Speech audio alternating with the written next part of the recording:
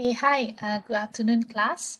So, class, today, right, we are lucky enough to invite Mr. Suresh from CAPSIM to give us a brief introduction and also some briefing, a short webinar, lah, okay, on how to play the game. So, while waiting for him to come inside our WebEx link, right, perhaps you all can go into the or your ODL system, you'll scroll down towards the CAD group discussion, then you'll see there's a username and password for CAPSIM, and also some other document that will help you to do your CAPSIM. So maybe while waiting, you can have a look at it. Okay, Doctor.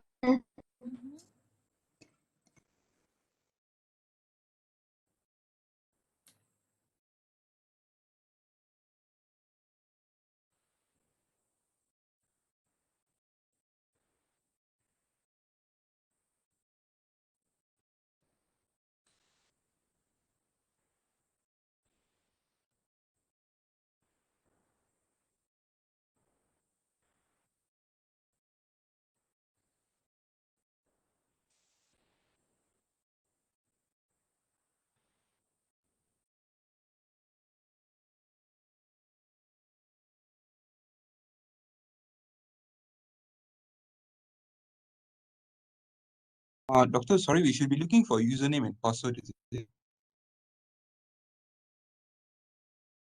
It's your username and password and some of the documents inside lah.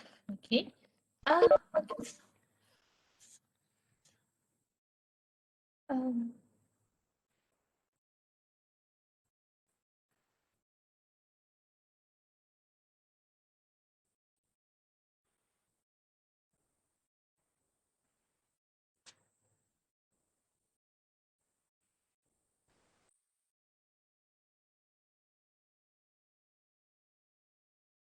Hey, good afternoon, Mr. Suresh. Hello, Mr. Suresh.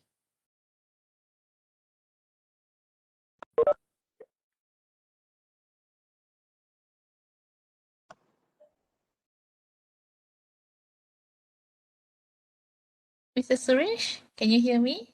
Yes, doctor, I can hear you. Can you hear me? Yes, loud and clear. Okay, great. Okay. Whether my video is starting or not.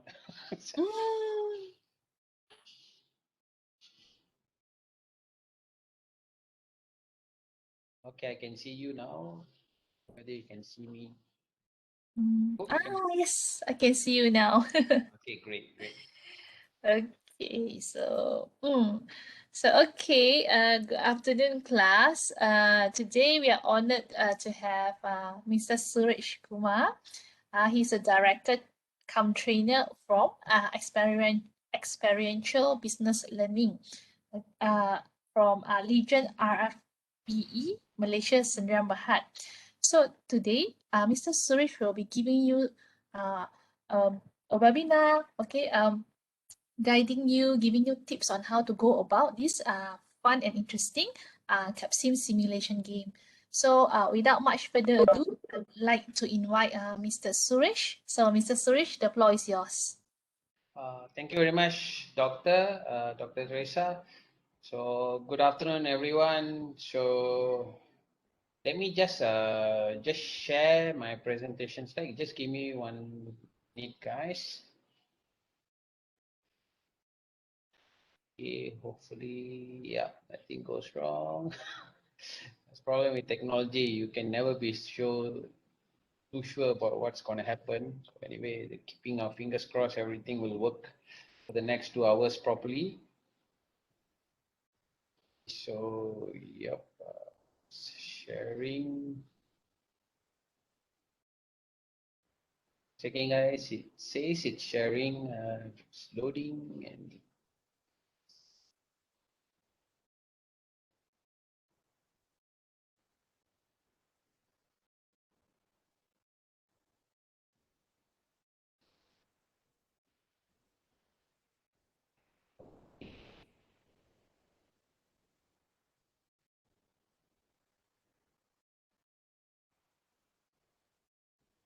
I think y'all can see my slides, right? Okay, great. Let me just go to the PowerPoint slides.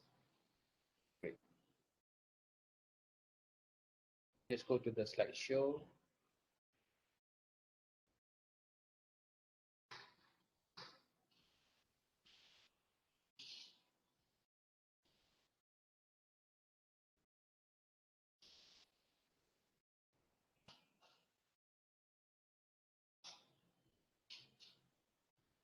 You can see a black screen still loading. Just bear with me.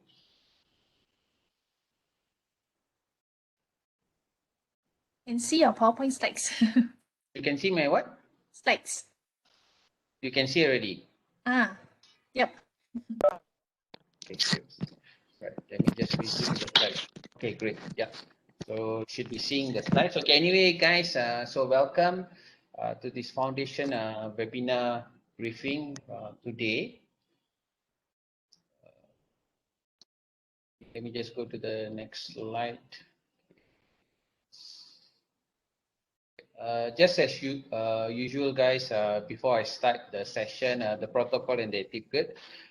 What I need from everyone, guys, is due to the bandwidth issue and to ensure the presentation is done in a proper way so that everyone can benefit from it.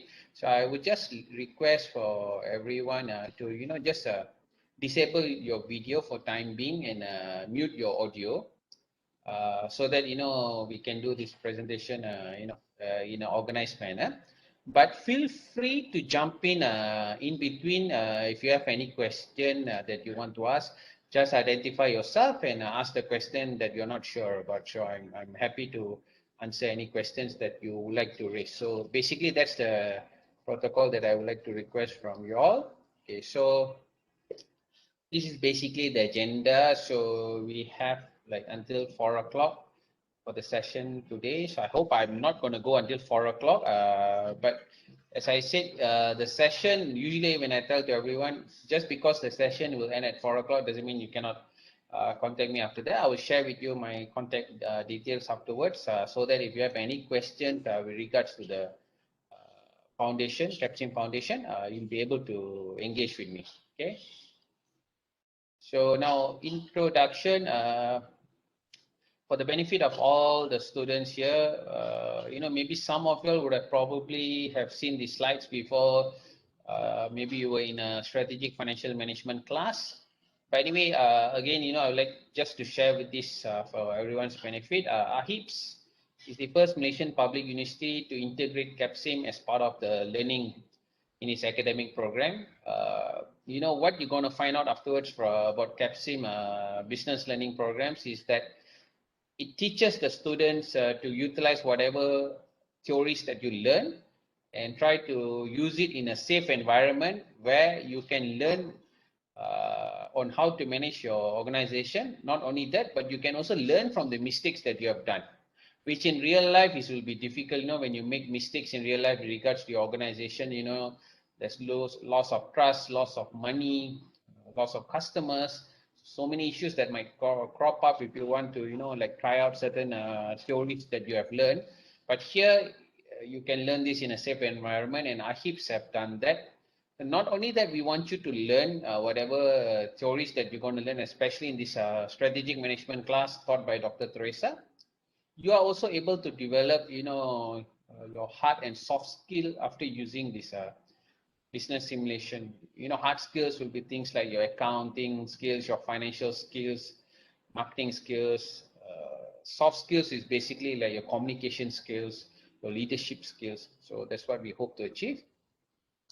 Now that's the company I work for.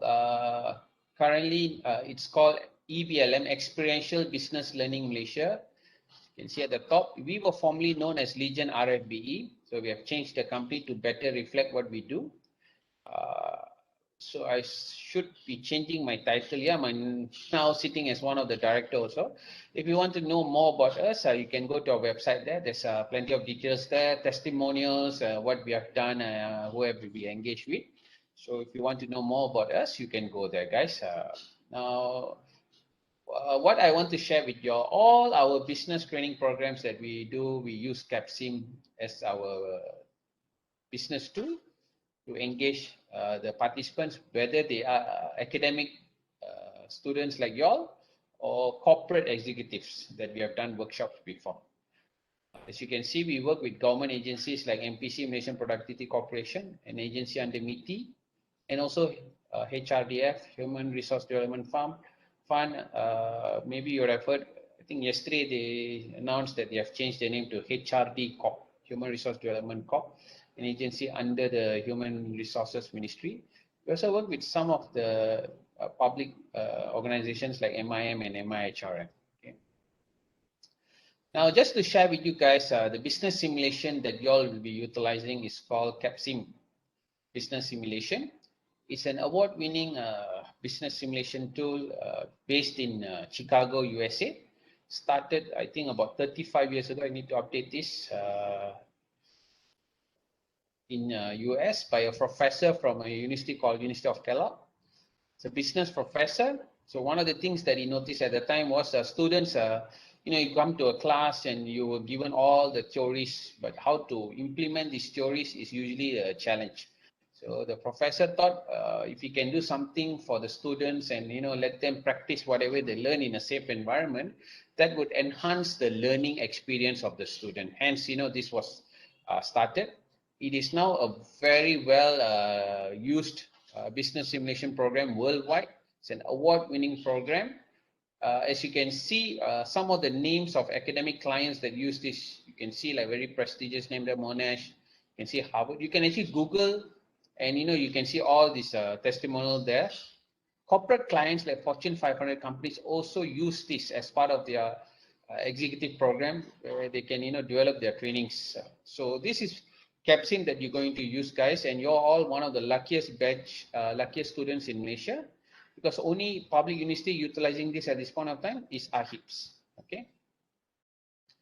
Now, just to share with y'all, I would have, sorry, I think Dr. Teresa would have shared with y'all some documents on your teams. So I noticed, I think there's 3 groups of 5. So you can organize your teams according to this structure that I put there: a CEO, a head of R&D, marketing, TQM, production, HR, and finance. I will be sharing with you why we want you to organize yourself in this manner. Reason being, you can work in a more organized manner and better reflect how composition in an executive management team or a board of directors will reflect. Whatever you organize yourself in, into, make sure you have a CEO. You can call this person president, chairman, whatever. So as long as you have a leader who can make the final decision. As you know, in business, it's very difficult to practice democratic principles. You need someone to say the final word. Okay, so that's what it's suggested, how to organize yourself. Now, your login credentials, which has your user guide and industry conditions, would have been shared by Dr. Teresa. So please utilize that documents, understand it, and you can read it to better reflect and understand how the business simulation is going to work. So please follow that. For your information, guys, you don't have to screenshot this. I'll be emailing later to Dr. Teresa the presentation slides today, and Doctor will share with you after this, okay? Now, let me share with you what is this business simulation that you're going to go do starting from today. It's called CAPSIM Foundation. Don't be distracted by the name Foundation. It's a very complex business simulation. So now what I'm going to start doing is I'm going to give you the background to the story of what you're going to do. Now, for everyone's information, the business simulation that you're going to do, all of y'all, the three groups, group 1, group 2, group 3, all of y'all will be in your own industry, competing against 5 other AIs or computer teams. Now, in that business industry that you're going to be involved in, the background to the story is there was a big company, a single organization corporation called Sensor Inc. We sold sensors as the main product. This company was basically shut down due to the monopolistic nature of the business. Now, after shutdown, it was broken into 6 different companies. So you will be managing one company, your team will be managing one company, and then there will be 5 other companies in that same industries. So the 5 other, as I told you, will be computer teams.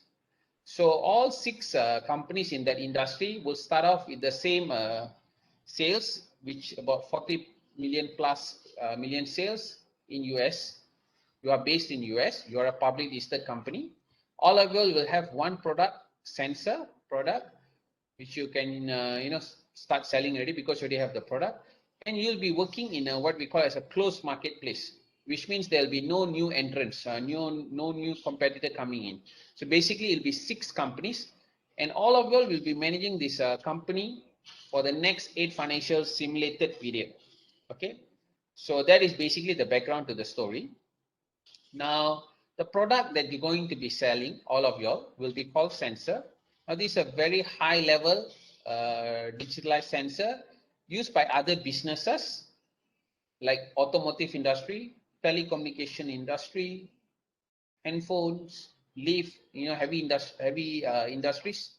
So basically, your company is selling your product to another business which uses your product to then integrate as part of their business. So it's a B2B, business to business. Okay, and how your customers, your clients will be differentiating the product that you sell to them, the sensor, using low end, identifying the product as a low end or a high end. So these are the 2 segments that customer will identify is, which I'll explain to you how the differentiation is done from the perspective of low end and high end.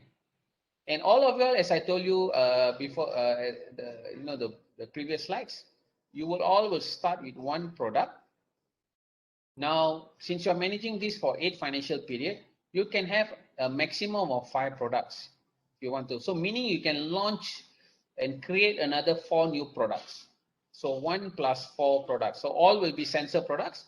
You can determine what type of specifications or size that you want in your product. Okay. So this is the products that you're going to sell, sensor.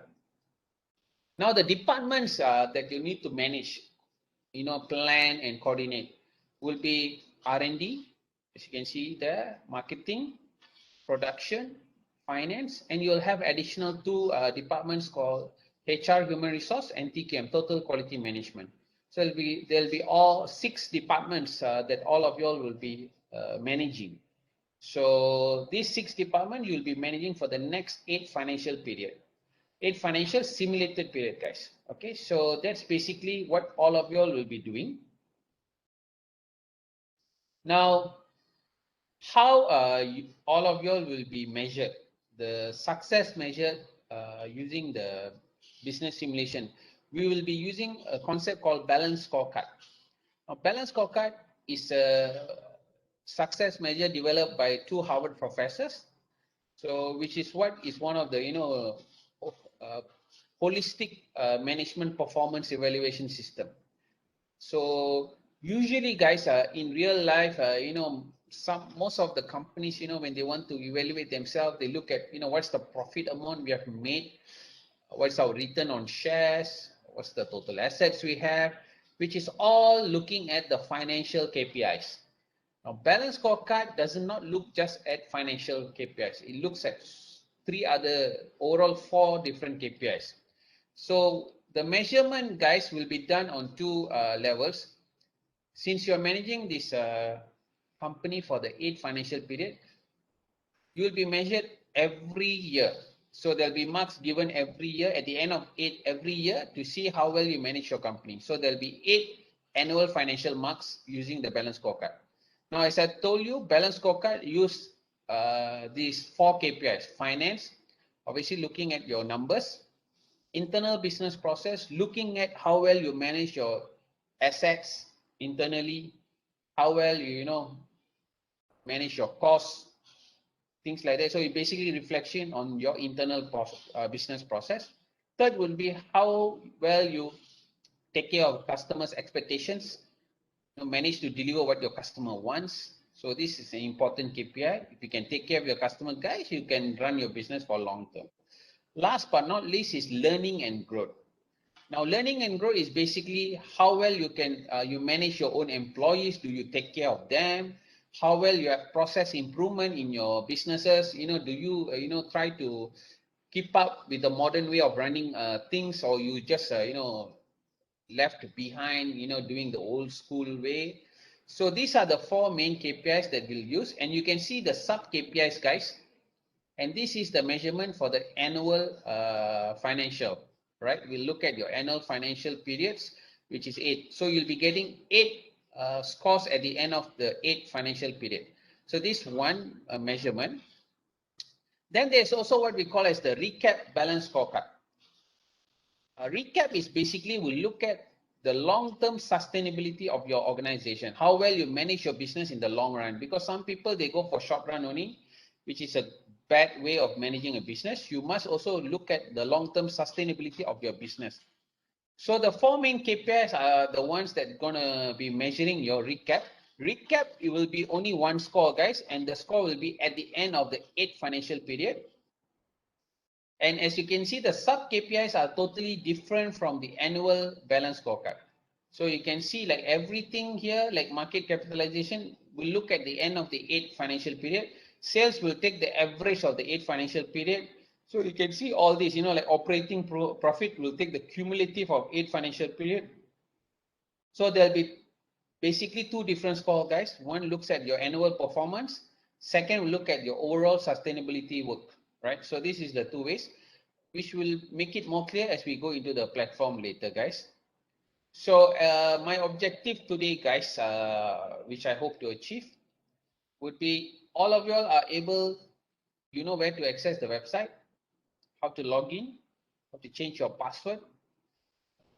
Step-by-step guidance is basically showing you where you can find your resources, how to, do the simulation, meaning how to make your decisions, how to review the results, how to upload the decisions, once you have made your decisions, how to save it. And last but not least, once you get your results from the balance scorecard, how to implement improvement, guys. So this is my objective today, which I hope I can achieve it. Now let's dive into the foundation live. Let me stop share this one, and I will go into the platform. Just give me 1 second, guys.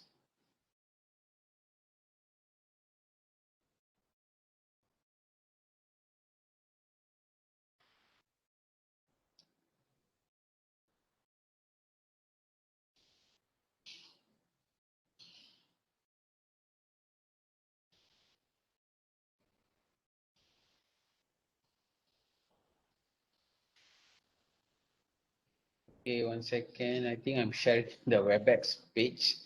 1 second. Let me just click on the CAPSIM Foundation.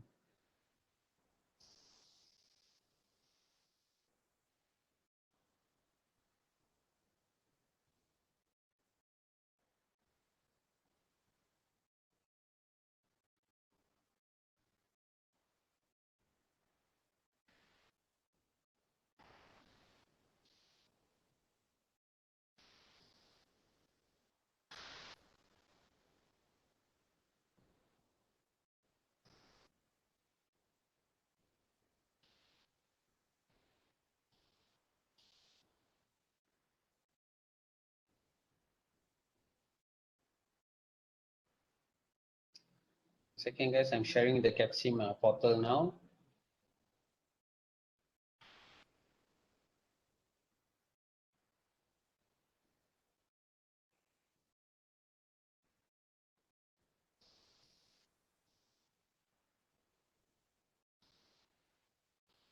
Okay, so, okay, guys. Now, the website that you need to go into is called www.capsim.com, CAPSIM.com. So that's the website, www.capsim.com. So once you get to the page there, you just need to click on sign in and then use the user ID and password that has been given to you by Dr. Teresa. So your user ID is not necessarily the exact email wording that you have. Could be behind that email addition of 21 or 1, has been used. So make sure you follow exactly what the user ID is, and the password is CAPSIM123, guys. This is generic password. So once you click on entering, you should come to a page there. You just click on foundation. You should come to this page here. Now I've actually used my professor account, which can allow me to log in into the students, which Dr. Teresa also has. So that's why you can see Professor Putman is my dad's name. So it's there. So when you log in, you should be able to see if you're in group 1, so you can see welcome to group 1. If you're in group 2, it will be group 2, or if you are in group 3, you should be seeing group 3. Now, you should be able to see your title at the top there. So all of you are section 50, ODL, strategic management.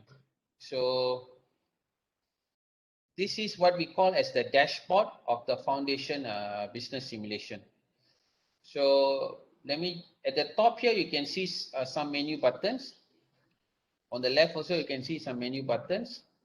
Middle here, dashboard, you can see some comments here, which you can read, guys. And as I scroll down, you can see my handphone number there, my WhatsApp number, which you can connect with me if you want. The details are there.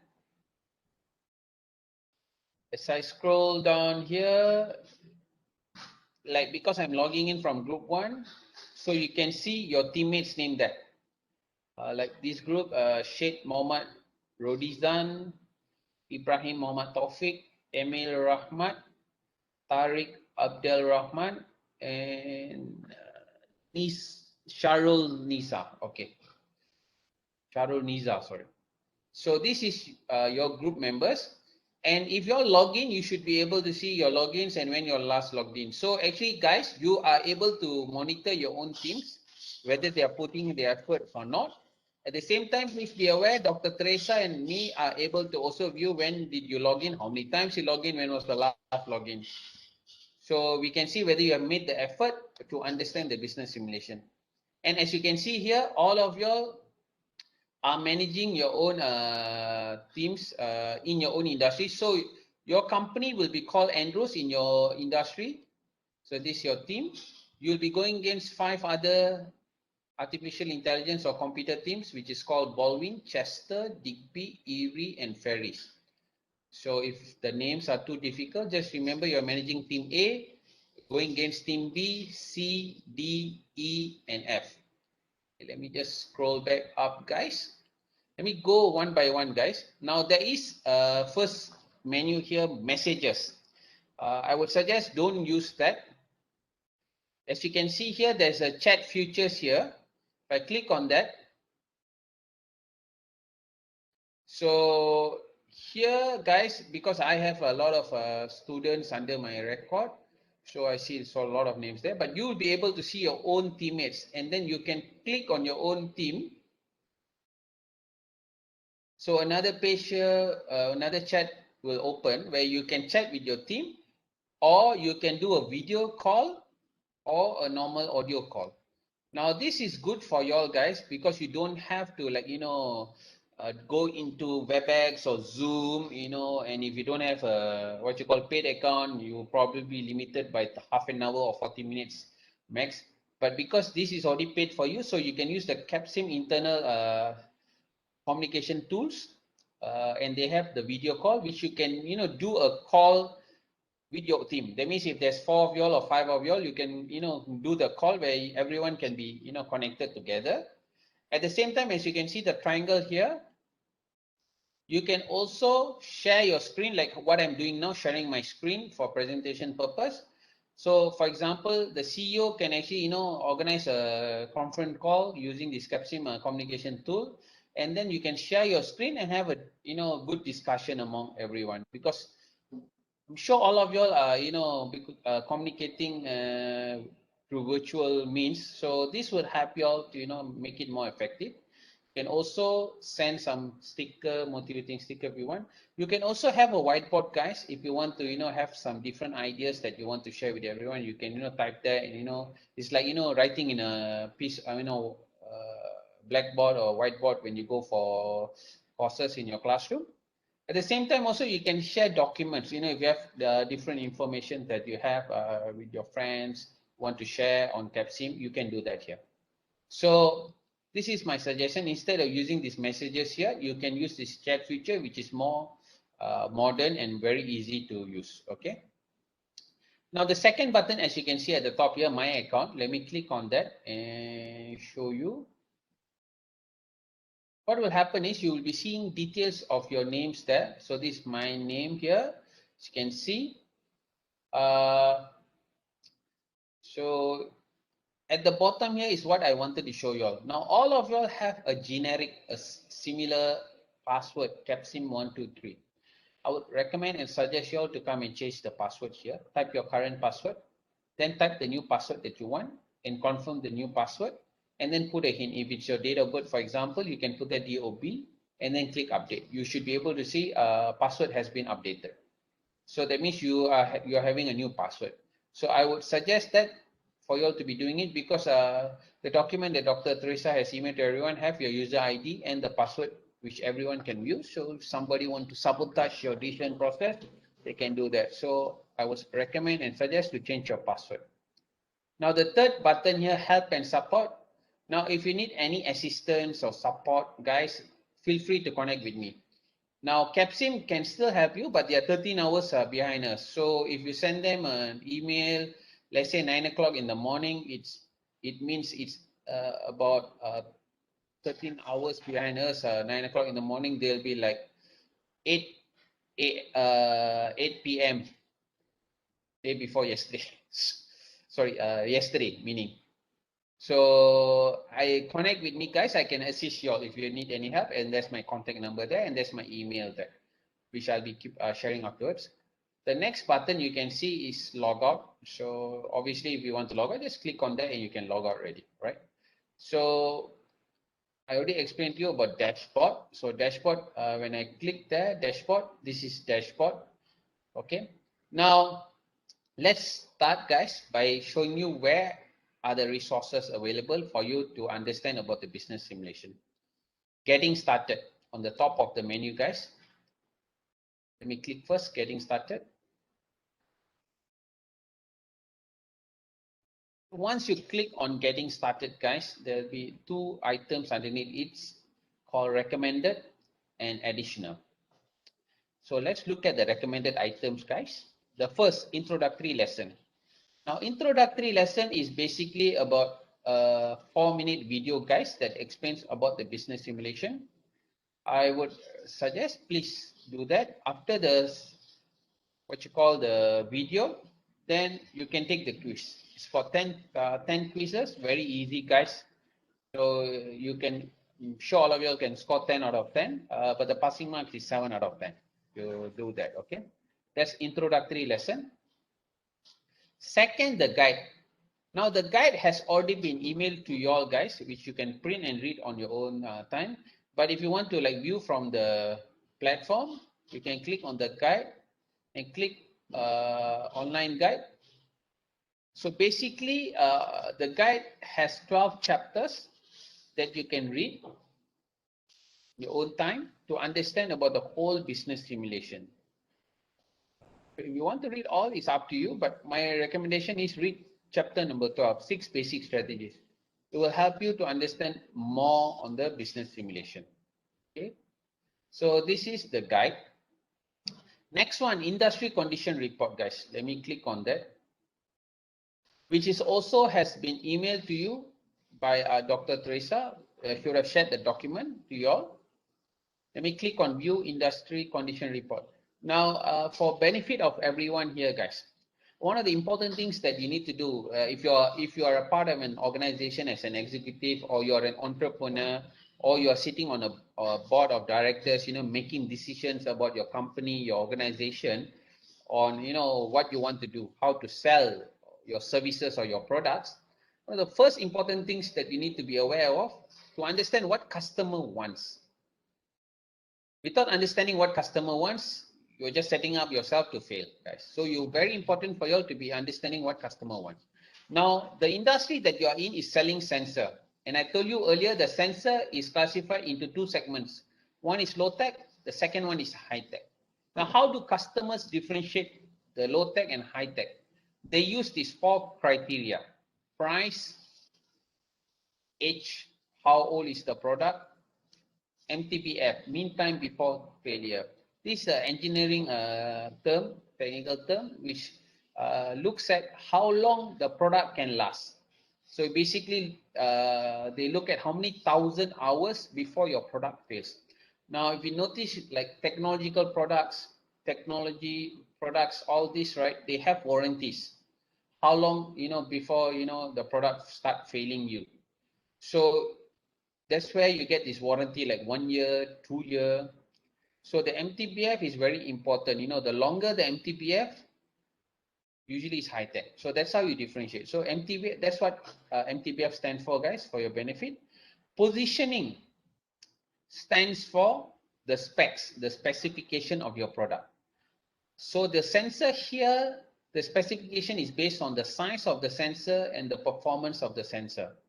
So a technological product, guys, when it's big in size, usually the performance is not so good.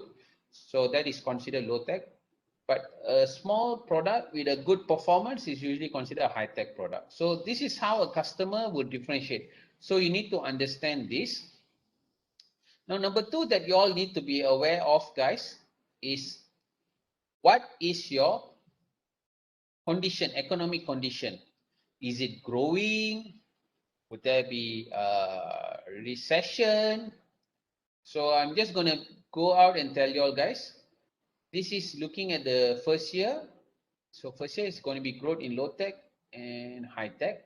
But be aware, guys, there will be recession period in that potentially one of the years in the 8th financial period. So you need to be prepared.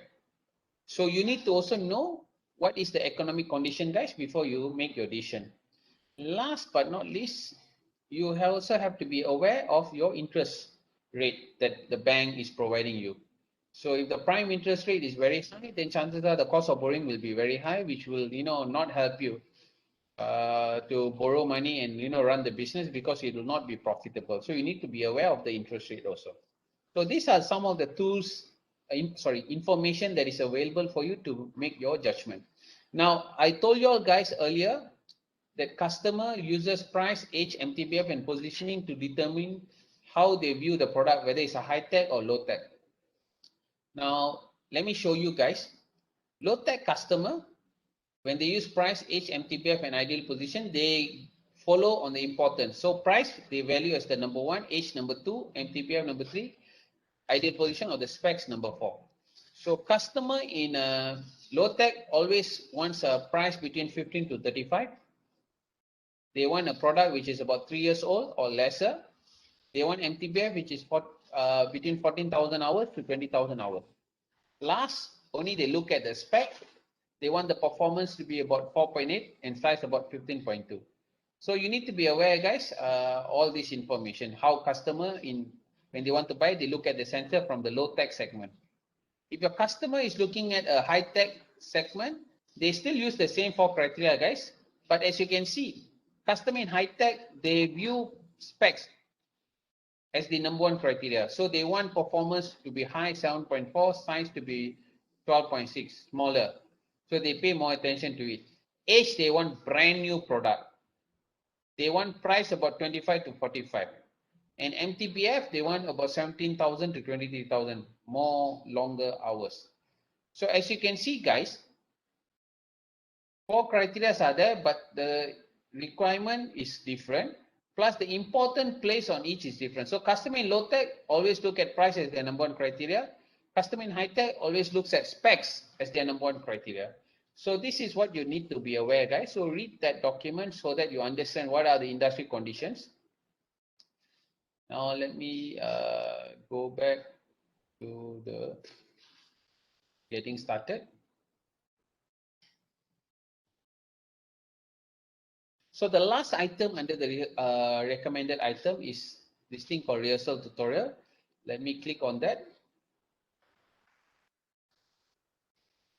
Rehearsal tutorial, as you can see, will show you how to understand the business simulation. Okay, so read what you want to do. So once you click on that, you will come to this platform called the rehearsal platform. As you can see here, once you come here, so it will ask you tutorials. So start, click start. So that will go away. Another box will appear. We'll say, welcome to the rehearsal tutorial. This walkthrough feature will guide you through the rehearsal tutorial. To continue, click the next button. So you just click next. And then another box will appear. And then you just read the rehearsal tutorial will teach you how to perform 6 tactics that you need to understand before playing the simulation.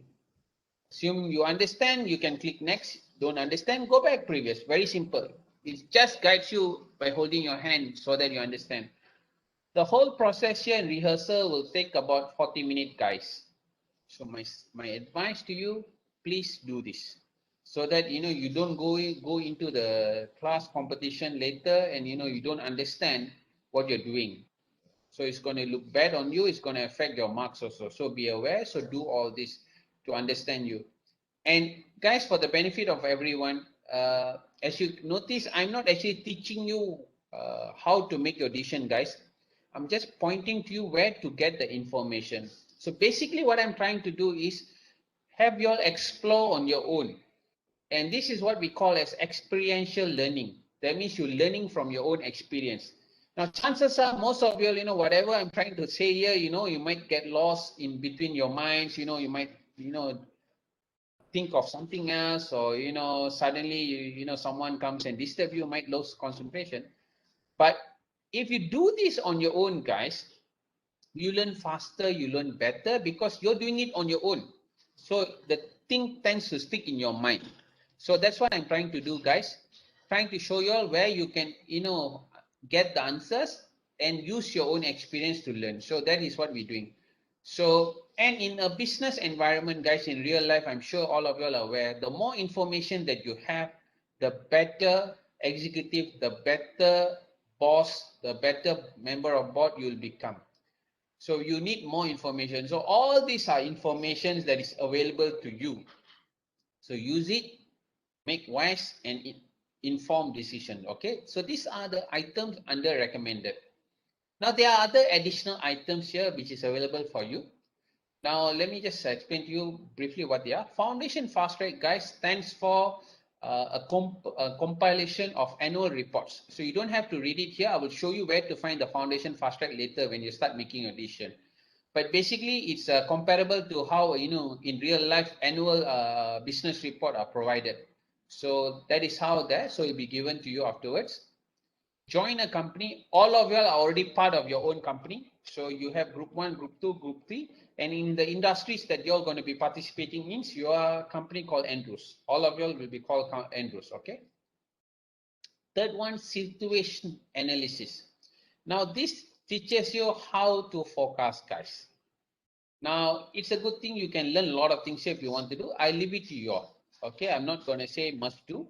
It's entirely up to you. Okay, because it's under additional, but it teaches you how to forecast. Number 4 here, pick a strategy under additional. Basically, it explains the chapter number 12, 6 basic strategies. So you read on that and pick a strategy that you like. Last but not least, modules and plugin. As I explained to you all of you will be managing 6 departments: R&D, marketing, production, finance, HR, and TQM. So you don't have to click on that if you don't want to, because you already know what you're going to be managing. So these are the resources that is available for you guys, for you to come and understand about the business simulation. So now what I'm going to do, guys, so I already touched on the first menu. You know what is dashboard. So now we're going to go to the third, decision. This is where you're going to start making decision for your business simulation. Okay, let me click on decision, guys. So it will ask you to launch the web spreadsheet.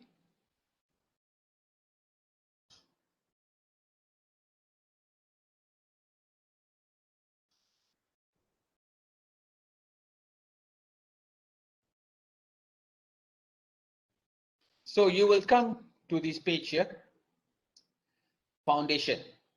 And as you can see at the bottom here, you can see practice round 1. Your company name Andrews. So it's showing my name. But basically when you're login, you'll be showing your name, guys. Okay. So as you can see, there are menus on top here. First, I'm going to click this reports. We click on front page. So another page will appear. So hope everyone can see that. This is foundation fast track. Remember, guys, in the additional item under the getting started where you get resources, there was a button there that says foundation fast track. This is foundation fast track, which you can get here at reports. Now it gives you a report at December 31st, 2021. So meaning every time you all are sitting at the end of the year to make plan for the next year. So that's the basic concept. So your team here. So I think Emil, Rahmat, and Gafa have logged in, I think. So the name is already here. Once all of you all are start logging in, you can be seeing your name here. So Baldwin, Chester, Digby, Irian, Ferris, as I told you, are AI or computer teams. As you scroll down, guys, you can see some of the selected financial statistics. As you can see, all of you all have the same number, which means all of you all are starting on the same level, 40 million plus sales. You have contribution about 20%. You have your profit at 2.4 million. So how well or how bad you manage is depending on you at the end of the 8 financial period. So hopefully all of you all can get maybe 100 million above sales. Okay. And this is, looking at the stock bond rates, financial summary, looking at your production analysis, and it looks at, low tech statistics. So basically it tells you your low tech has a unit demand of 5,040,000. There's 30 guys for your benefit. And the whole low tech market is consists of 20% and it's growing next year at 10.2%. Okay. I already explained to you about the criteria. So I scroll down and compare with high tech. You can see high tech has a smaller market for 2,160,000, which only consists about 30% of the market, but is growing at 19.6% next year. So it's something to ponder. So for you to decide what strategy you want to do. So there are information here, guys, that you can use to understand about your industry before you start making a decision. Okay. So when you want to make decision, guys, you just need to click on decision. So let's go one by one. The first department is R&D.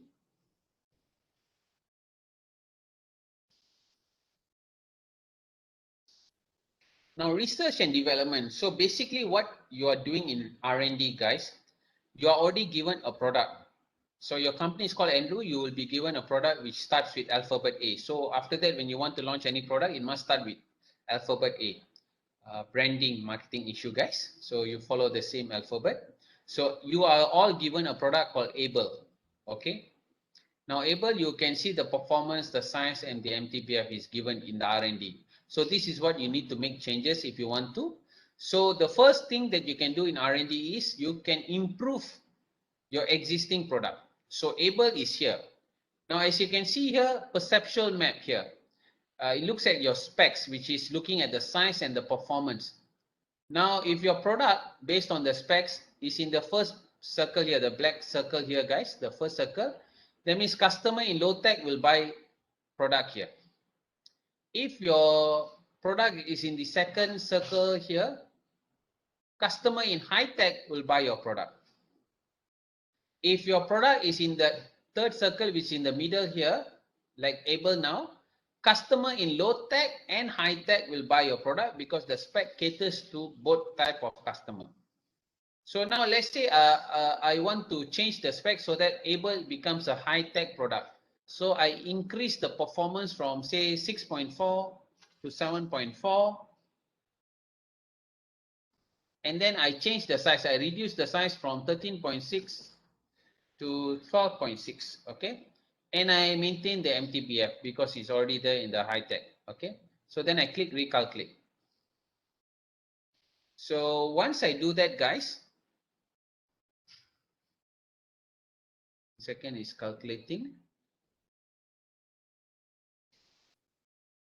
So it's changed from 7.4 and 12.6 now. So my product Able has shifted from this middle demand product to what we call as a high-tech product. Able has gone there.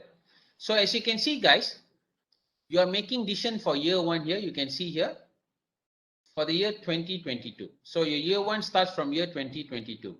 But you are sitting on 31st December 21 making this decision. So basically whatever decisions you make will be simulated and the report will come at the end. So it will show what you have done for year one, which is year 2022. So as you can see now, when you made the changes here, guys, here, my revision date, which means the product Able with the new specs will be launched on 25th of September 22, which means in that particular year itself, it will come out on 25th of September, which means until 24th of September, the product Able will be selling at the old specs, which was 6.4 for performance and 13.6 for size.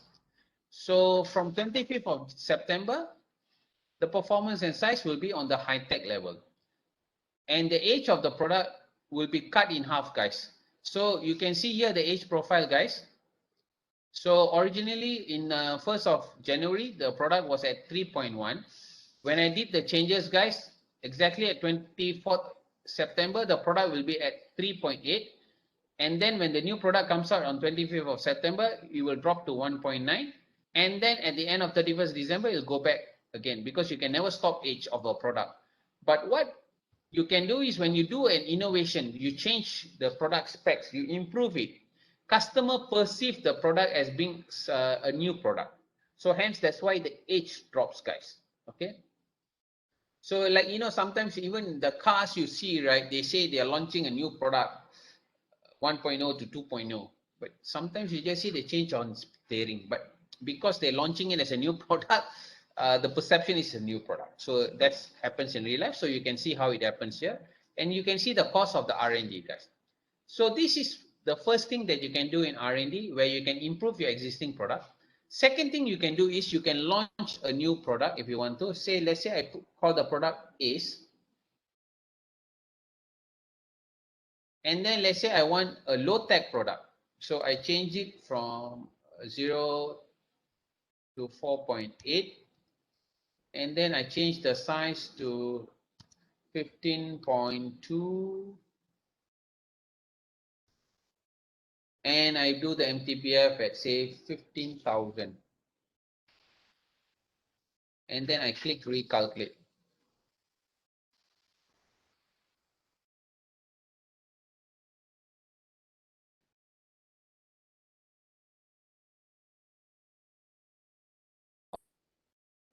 okay, my ACE just at the borderline here, but it's definitely on the low tech side. Now you can ask me, hey, Suresh, you type all this number where you got the information from. From the Foundation Fast Track, guys. Here the report, you can click, you can look at the low tech segment or high tech segment, and you can see information there, what customer wants, what type of specs they want, and you make your decision. So basically what I've shown you guys, you can innovate your existing product, you can launch a new product. And the revision date tells when the product is launching. If it's a new product, guys, you will only see the red dot. You won't be able to see the black dot because the black dot for existing product. But next year, ACE, when you come back, will be in the black dot. Now, when you launching a brand new product, it will take at least 1 year to come out. So since you are making decision for year 22, you're launching a new product, guys, it's only coming out next year in April. Now, one of the things that I want to share with everyone here, guys, when you are innovating an existing product, make sure it launches within the same year around June or July. Now, September is a bit too late already. Reason why? Because you want to have at least 6 months to sell the new products in the market. You want to create an impact on the new product. Now, imagine if the revision date, it says 25th of December. You will only have 6 days to make the impact in that particular year. So you spend so much of money on R&D, but you're not able to create an impact. So you don't want to do that. So if you have an existing product, launch it within the same year. If you're making any changes, and make sure it comes out around June or July. Now, for a new product that you're launching, when it comes out next year, make sure it doesn't take more than 1 year. So if it comes out next year, it's okay. Make sure also it comes out before June or July. So April is good. You will have at least like 8 months to make an impact in the 8 months to make an impact in the market. So at least 6 months is good, guys. So that is basically R&D department. If you're not sure what this MTBF, all that, you can click on I here. I stands for information, and a box will appear. It will explain to you about what are these items stands for. If you're not sure, just copy paste and put it in Google. You can understand there'll be explanation, which I used to do, guys. If I'm not sure what are these things stands for, I'll just copy paste and put it in Google so that I can understand it better. So for your benefit, if you still need help, guys, you can see the button at the top here. You can see there's a button called coach, menu called coach. You can click on the coach there.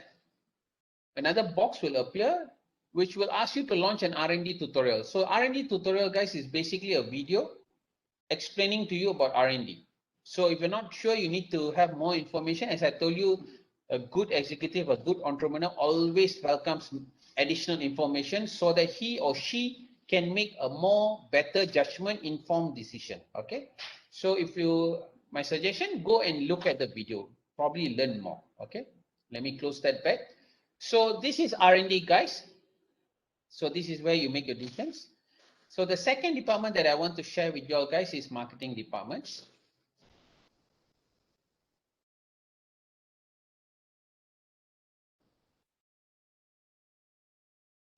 So here in marketing department, guys, now you are making decisions on the price of the product that you want to sell, which is able now. The promotion budget, promo budget, basically creating, spending money on advertising to create awareness about your product. You want to have more people knowledgeable about your product. So you spend money, guys. When people know about your product, only they will come and buy. If they don't know about your product, why they want to buy your product? So you want to spend money to create awareness.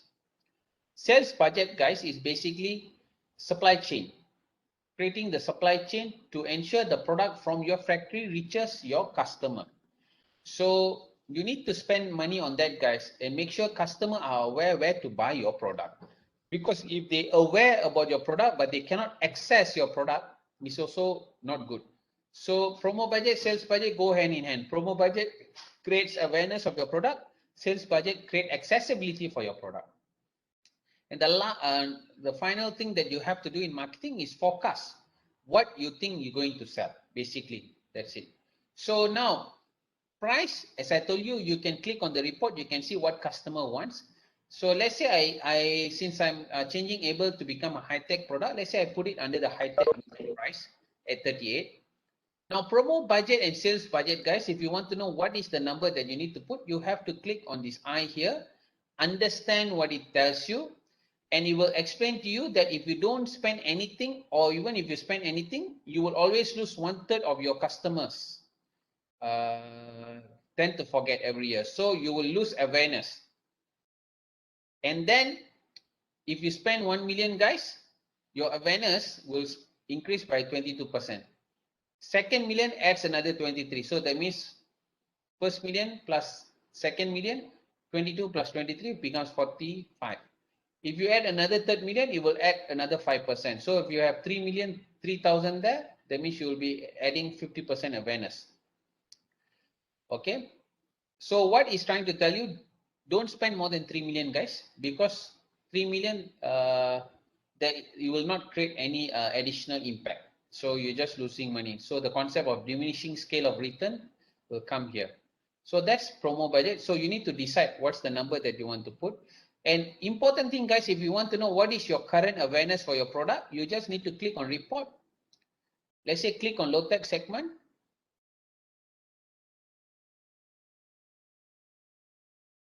Okay, just scroll down a bit and look at the top products in the low-tech segment. So you can see Able, current customer awareness in low-tech is 55%, accessibility is 40%. And then Able, since it's also selling in high-tech, Able in high-tech is awareness at 55%, accessibility at 41%. So this is where you find information about your accessibility and awareness. So promo budget, same thing with sales budget. Click on it, read it, guys. It will tell you if you spend 1 million, it will add 7%, 2 million, it will add 22%. So the numbers are there. So you decide how much accessibility you want, how much awareness you want. But let's say I put 1,500 for my promo budget and 1,500 for my sales budget. Okay, which stands for 1.5 million, 1.5 million here. Now, forecast also is important to determine what is the number of unit you think you can sell. So again, guys, you can go back to the report. Let's say look at your product in Able. So Able last year sold 840 in low tech. So 840, guys, look at what is the growth rate, 10.2. So 840 plus 10.2% come to about 932 or 934 if I'm not mistaken. So you know, that's how you forecast. Look at what you sold last year, look at the economic growth, and then you come to estimation. So if everything remains the same, you should be selling 934. The ceteris paribus concept. So Able 934 in low tech, but remember Able also sold in high tech. So they sold 360 last year, and they are growing at 19.6 is about 20%. So which means it's about 400 something. So now since your product is selling in both segments, so 360 plus about 20% comes to about 43 something. So 43 plus 93 will come to about 1,300. So which is about 1.3 million. So that's how you forecast, guys. Look at what you sold last year, look at the growth rate next year, and you should be able to figure out your forecast. So let's say for the benefit of everyone, I just type here 1 million units that I think I'm going to sell. So I just click recalculate. So the numbers would be changing.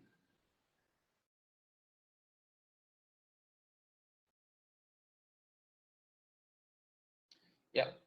So I'm expected to make an income of 8 million, right? You'll be also potentially asking me the question, hey, Suresh, you launch ACE in R&D, but why am I unable to make decision in marketing? Remember, guys, you're making decision for year 1, year 22. In R&D, if you check just now, ACE is only coming out in year 23. It's only coming out in round 2. So that means you're only able to make decision for ACE next year. Don't worry, guys, because it's a new product, it will take at least 1 year to come out. So you can make the decision next year only. Okay, so hence next year this one will start opening up already. So this is your decision process for marketing, guys. Again, if you're not sure, you can click on the I there to understand about things.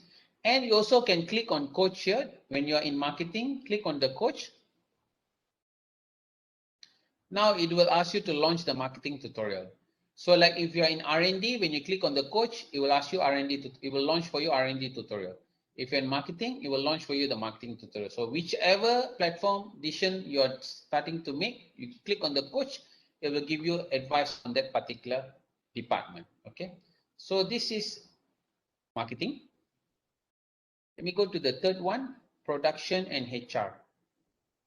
So when I click on production and HR, guys,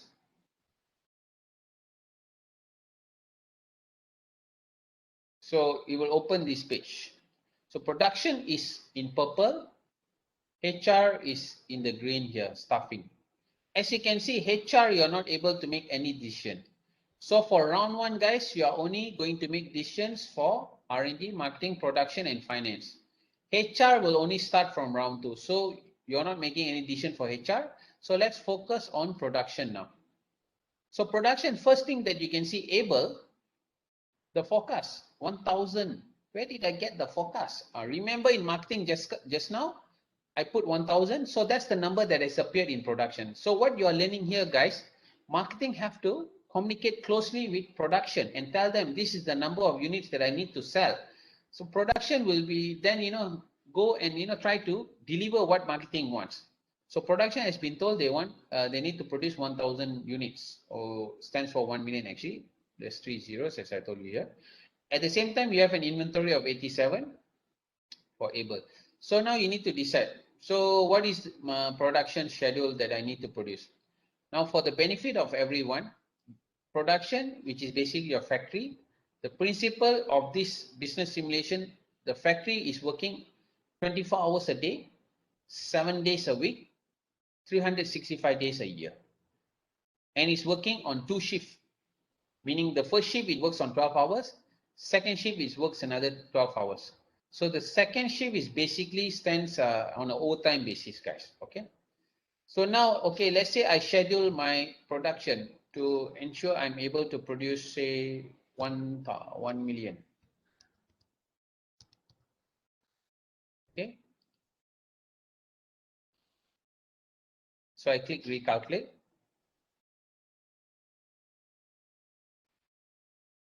Okay. As you can see, I have scheduled to produce 1,000 units, but I only got 990. But anyway, before I explain why there's a difference, 990 plus 87 is definitely more than 1,000, which meets the expectation of what marketing wants to sell. Plus, I have a bit of buffer. I have a bit more extra inventory in case my marketing does an excellent job. They are able to sell more than what they targeted. So this is something that you must always have a bit of inventory, guys. At least 10% is good so that you are prepared in advance. Now, coming back to the earlier question, hey, I scheduled 1,000, but why I got 990? You can click here on the eye here to understand. Basically, what it teaches you here, there are constraints in factory, guys. Example of constraint will be manpower. Now, manpower, possible that your staff that is working in your factory might, take MC, might go on annual leave. Now, sometimes that means the resources is limited. When there is a limitation in the resources, potential output, that means whatever you plan to produce might be limited by the limitation in the resources. So hence the system has calculated for you and come up with what potentially you'll be producing. Okay. So that's how you need to understand, guys. Now this is where you schedule what's the number you want to produce. Now if I go down here, margins. So basically margins tells you what is your second shift production capacity. Now, if you look here, like for example, able, it's telling me that I'm utilizing about 25% of my second shift capacity. That means first shift is 100%, second shift is already gone into 25%. As long as the number here is between 1 to 80, that means your factory is working on what we call as optimum level. Make sure they are 100% on first shift and they have at least 1% working on second shift. It means working on optimum level and not more than 80%, meaning 81%, that means you're over stressing your assets. So make sure you optimize the use of your assets, but don't overuse it. So that's important. So the number here should be between 1 to 80%. Okay. Then you can look at your labor cost, your material cost, okay? The last thing here on the contribution margin. As long as your contribution margin is about 30% and above, the product that you're selling is making money for you. If the contribution margin is less than 30%, chances are the product that you're selling is not making money for you, is making a loss for you. Okay, so always try to aspire to have 30% above contribution margin, guys. Now this is the second portion. The third portion that you need to be aware of, in your factory, you are able to increase your capacity. That means improve your factory, guys. Now, as I told you guys, your factory is working on two shift concept. So if you see, it tells you 800 as the first shift capacity. That means overall, two shift, it should be able to produce 1,600, right? So 1,600, it's still within the number 1,000, which you can targeting to sell. But remember, guys, if the economic grows at about 10% or 20%, depending on whether you're targeting low tech or high tech, this capacity might not be enough for you. You might need to plan ahead and produce. So definitely you need to do. So let's say if you want to do that, you just need to go here. Let's say if I put 100 capacity that I want to buy. So 800 plus 100 will be 900 next year, which means 1,800 units can be produced next year. Then you can look at the automation rating. Now automation, the maximum rating that you can have is 10.0. What does automation means for a factory? If you have an automation above 5.0, that means your factory is going more robotics, less labor intensive. Now the target is you can aspire to become a more automated industry, target to achieve 10.0. Reason why, guys? Laborers or manpower are liability in your accounting. So you spend money there. Whereas automation is assets, so which can be, help you to increase assets in your industry. So go for automation, guys. So let's say 3.0, I go for 4.0. Remember, automation is expensive, so I can just jump very high. So let's say I put 100 new capacity, which is also an asset, and then I add automation from 3.0 to 4.0, and then I recalculate.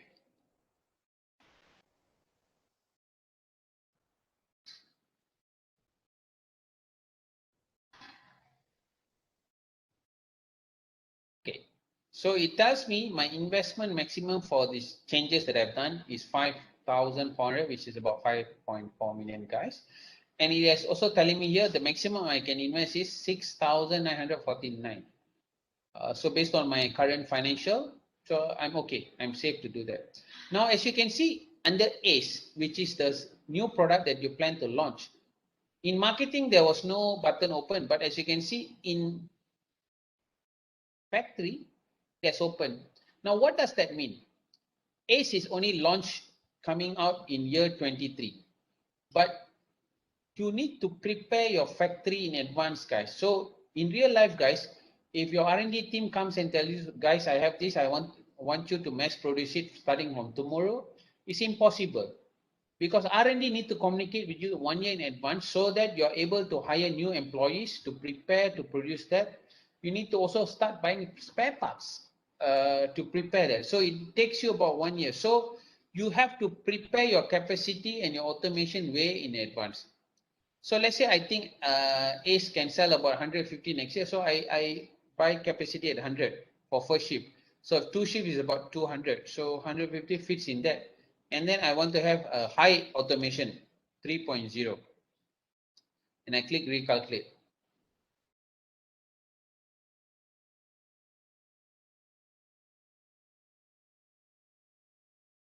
As you can see now, the system is not allowing me because my new expenditure have exceeded what is the max allowed. If I click on the rate here, it will tell you if the cell turns red, your production capacity and automation decision will be scaled back. You don't want to do that. You want to control whatever you want to do. So you click back on that. Let's say I bring this to 1.0 and then I click recalculate.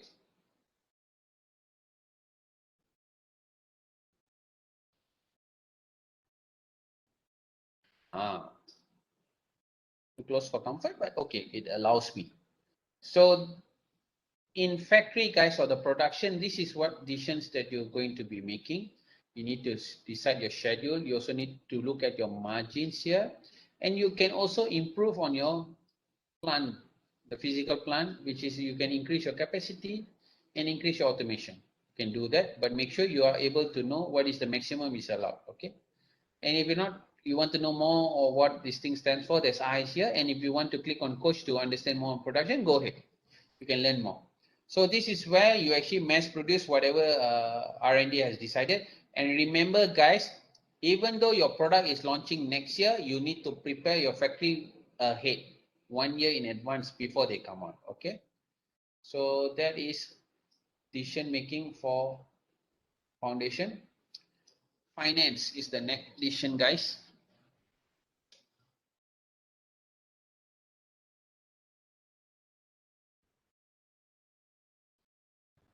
Now, guys, finance is where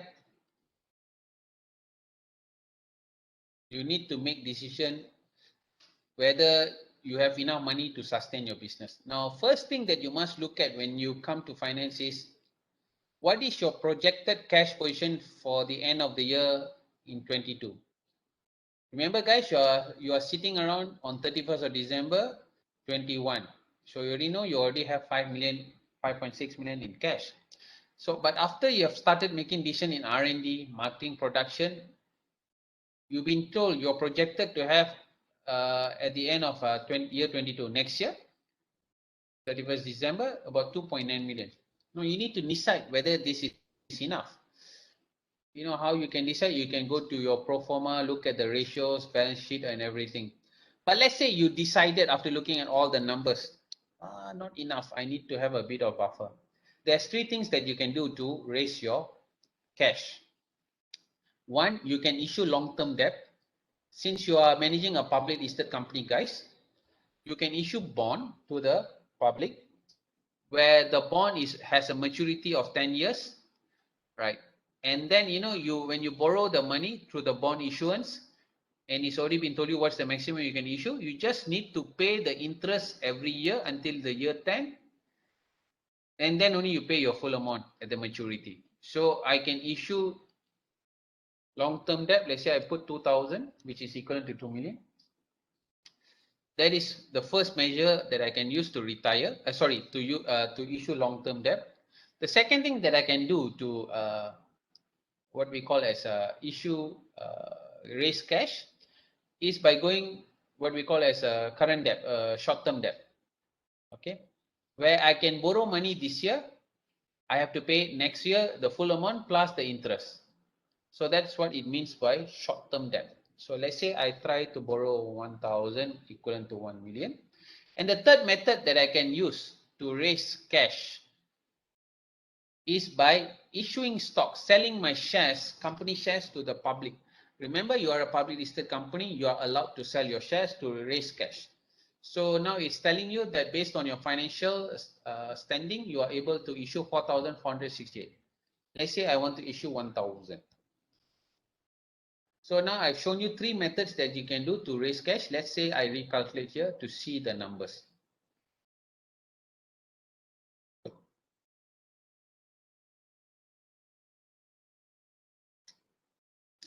Wow, so it's gone up to projected 6,653,000. So if you think you have too little cash, these are the three methods that you can do to raise your cash. What happens if you have too much of cash? Remember, guys, in business life, in an organizations, having too little cash is very dangerous because it exposes yourself to, hostile takeover or emergency loan. Emergency loan like Along, okay, in Malaysian context, which is bad. So you don't want to have too little cash. So you need to find ways to raise cash, which I've shown you. Having too much of cash also is not good because that means your money is laying idle, not working for you. So if you have too much of cash, the first thing that you can do, chances of you having cash is probably because you have made profit. So you're having a lot of cash.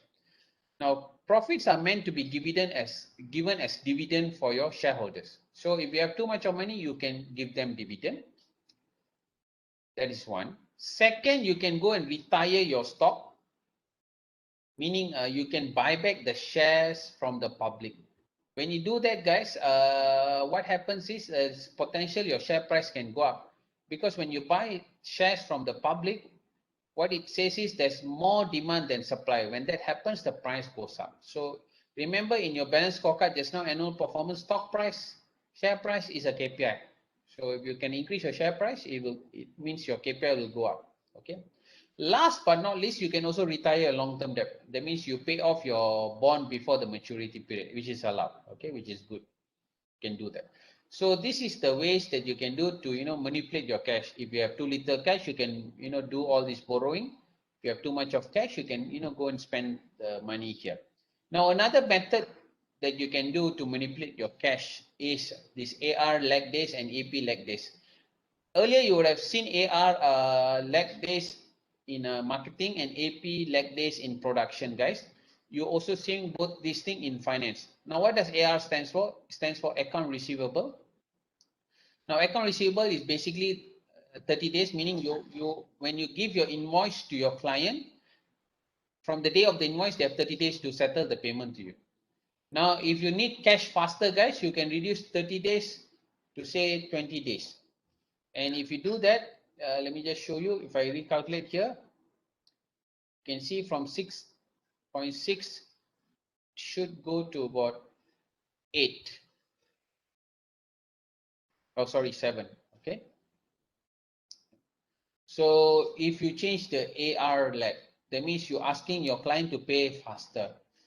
Which, okay, if you want to have more cash, but your customer, chances are, will leave you because you are considered a bad client, because you don't want to give them a good payment terms. Okay, so they will run to your competitors. You don't want to lose that.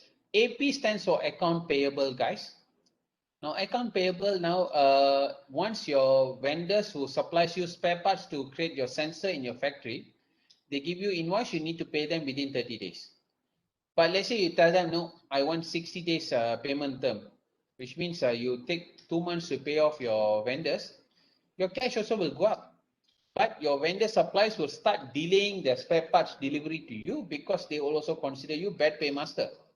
So you don't want to do that, because that will affect your factory. So let me just recalculate. So I maintain both at 30 days. But what I'm showing you, the options that you have sitting as a board member, if you want to have more cash, what you can do. Okay. Let me just go back up. So again, if you're not sure what are these items here, you can click on the I to read more. And then you can click on coach to understand about how more information on finance. So it's a good thing if you want to do that. So now let's say in round 1, you have done all these decision, R&D, marketing, production, and finance. Just click on decision summary to look at the decisions that you have done. Second, guys, right, you can see here. So you have changed able the performance and size. You can see you're launching a new product. You can look at your pricing that you have determined, what's your promo sales and sales budget, what's your forecast. You can decide what you have done in production, your scheduled production, what capacity you have changed, automation. And imagine if all this you're happy. Next thing that I want you all to do is go to pro forma. Pro forma are all projected details that is given to you. This is all projection based on your current decision. So you can go through your balance sheet, look at income statement, cash flow ratios, and you can even look at your projected balance scorecard results. This projection, guys, remember when you look at pro forma, it is projection. It is not an actual score. The actual score you can see in the balance scorecard, which I will show you later in the dashboard. Okay. Pro forma stands for projection. Okay. So here in projection, guys, it tells you stock price 6.1, profit only 2.0, leverage 5.4, not good. Oh, but my internal business process looks good, but my contribution margin not so good. Customer horrible, accessibility 0. Employee turnover also about 3.4, not so good because I can't do any decisions. It's okay. So if you're happy with this result, potential projected result 53.2, which is what we call as your annual round one score, and then recapitulation interim results, right? You can see potentially you might be getting 55.3 or 240. As I told you, the score can go up because the final score will be only at round 8, okay? Because this one looks at the long-term sustainability. So after going through all this, if you, let's say you're not sure what is stock price, tells you your stock price is the dollar value of the single share of your company. Then you click on view.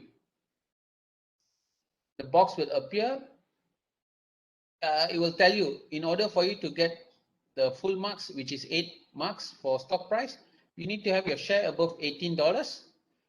If your share price is between 1 to 18, you will get a partial score. If it's below $1, you can get 0 score.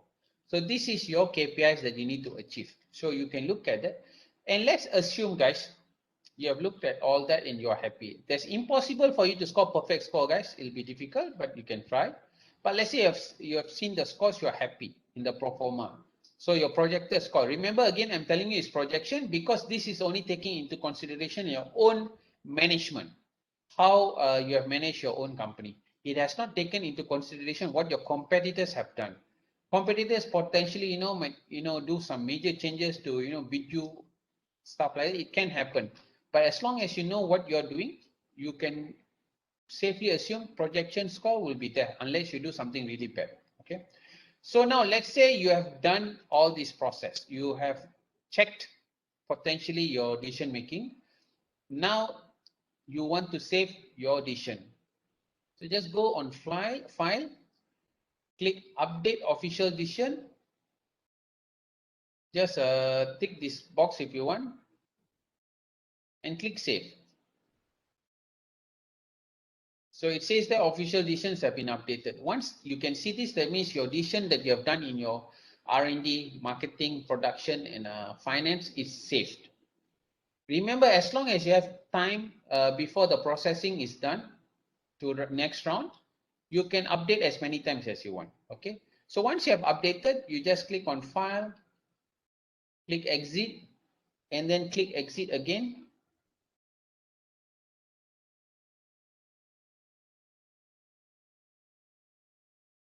You will come to the dashboard, guys.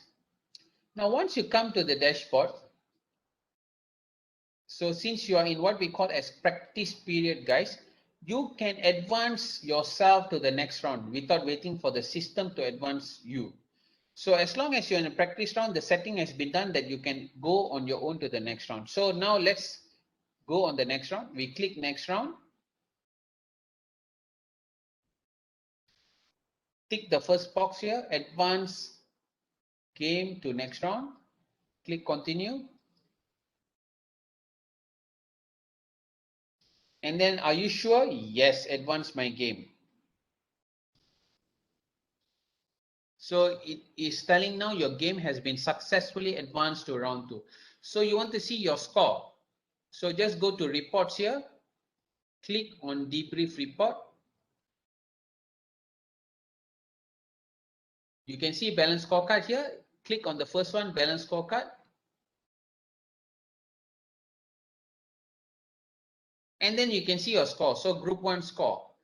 We got 55 out of 82 for round 1. And the recap, 72 out of 240. Remember, recap will be only finalized at round 8.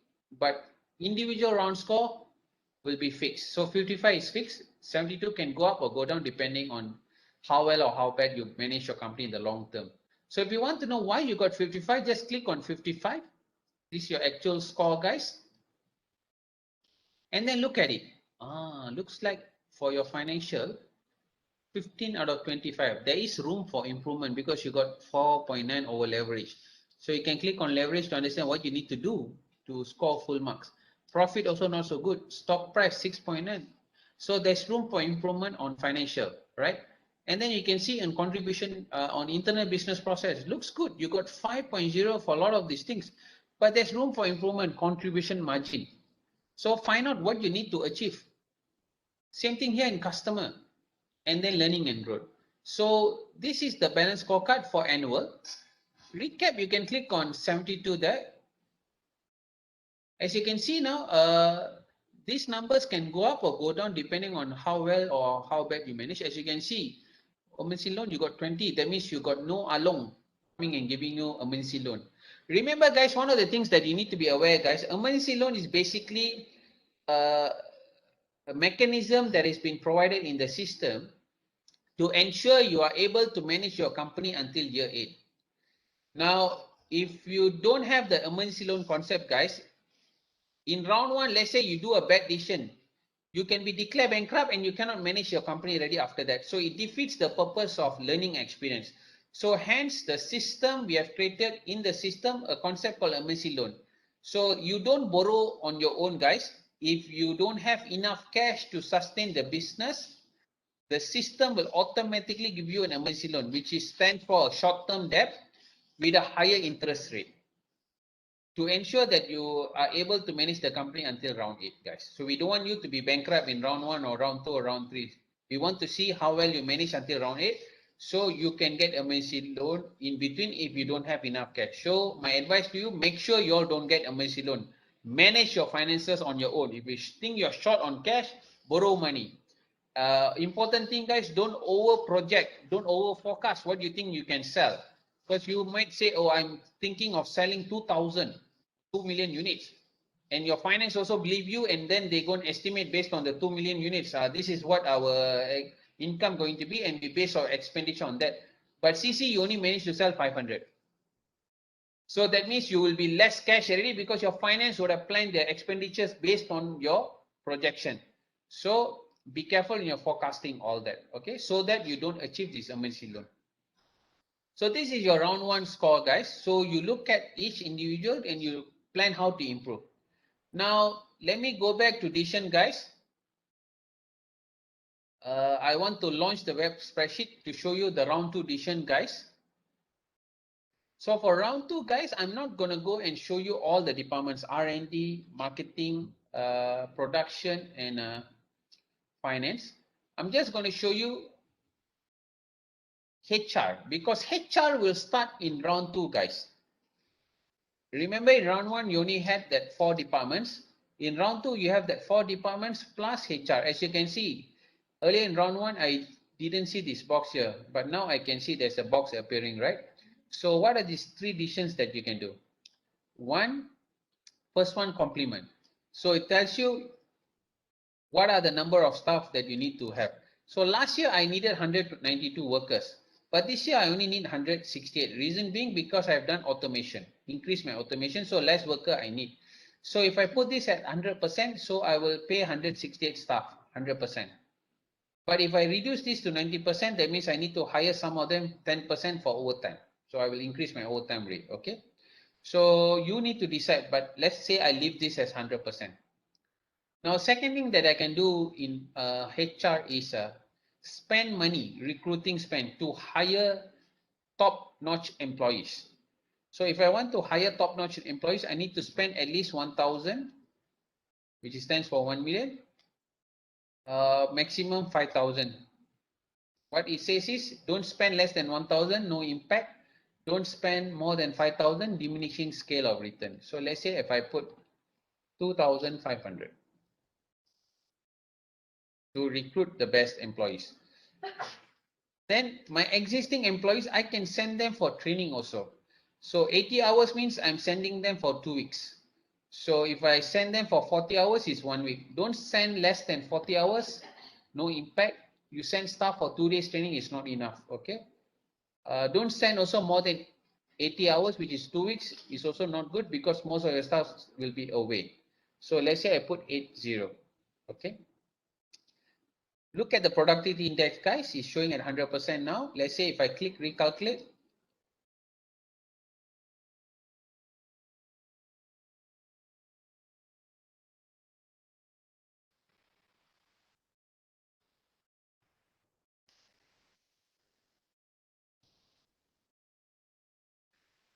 checking, guys, is recalculating.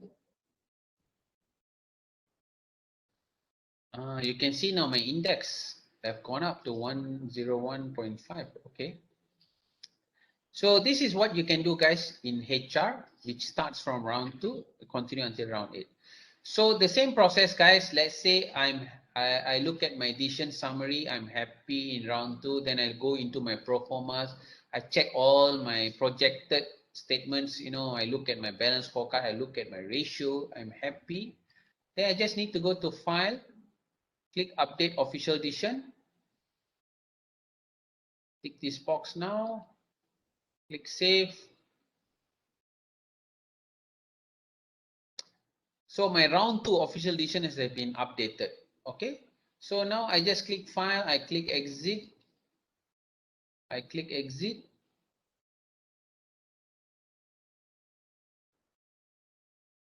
So I come to dashboard, guys. Now, as I told you all, since you are in practice round, you can proceed to round 2 results. Or if you want to redo back to round 1 also can. It's entirely up to you. You can redo or proceed to next round. So you can do that. So let's say I proceed to next round because I want to show you round 3 decision process. So I advance game to next round. I click continue.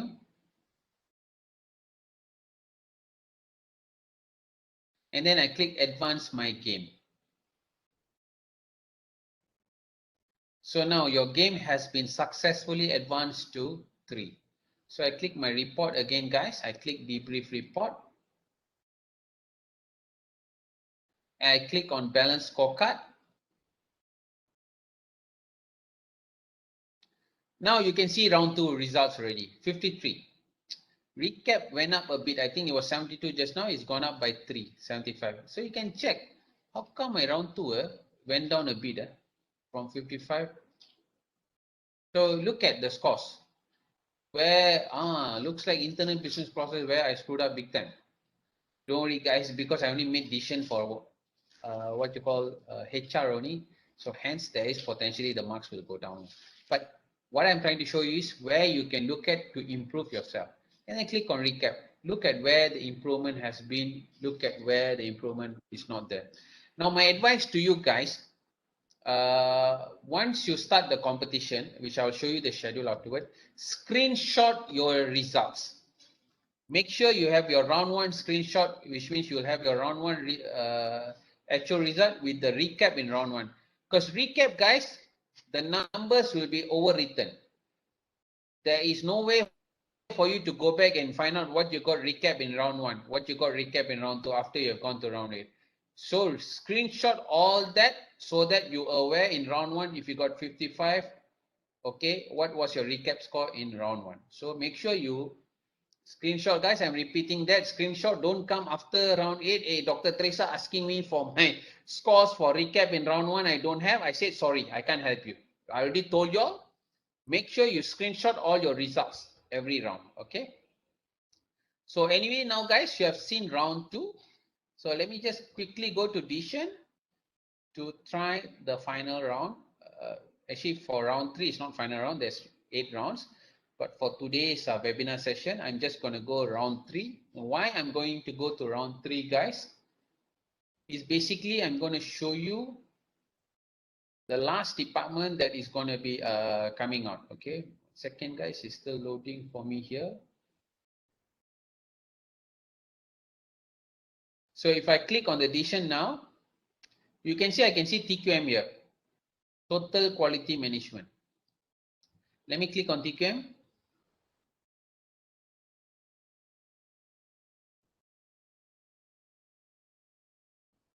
As you can see, guys, TQM, total quality management.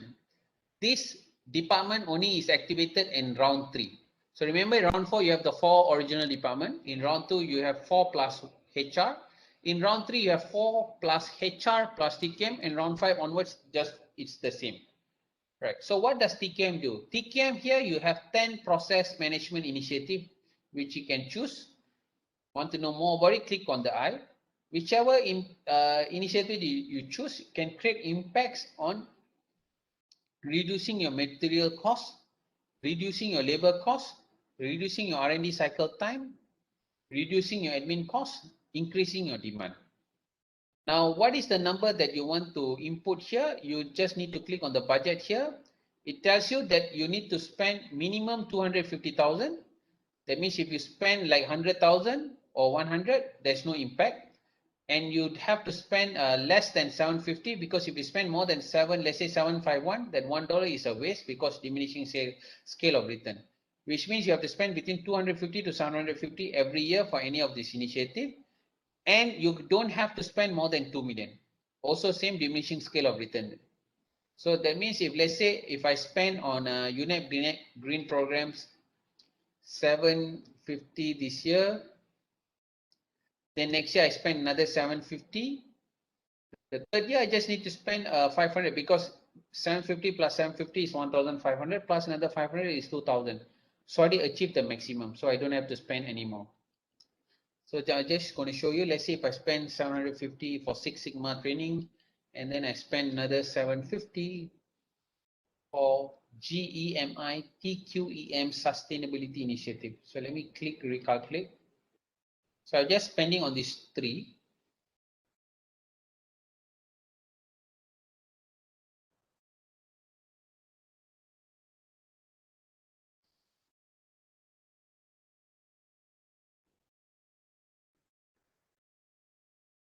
You can see here, after I spend, there's immediate impact. That means I can reduce my material costs, worst case 1.2%, best case 1.6%. I can reduce my labor costs, worst case 0.9, best case 1.1. Best part, I can even increase my demand, worst case 0.5%, best case 0.7%, which is extraordinary. You can see the impact. So make sure you spend money, guys, on TQM so that you can create impact in your organization. Same thing, guys. Let's say you look at your summary first, you're happy, then you look at your projection scores, you're happy with all that. Okay, then you just go to your file, click update, tick the box here, click save. Official editions have been updated. So you click exit, exit. You'll come to the dashboard. Now to process on your own, click next round.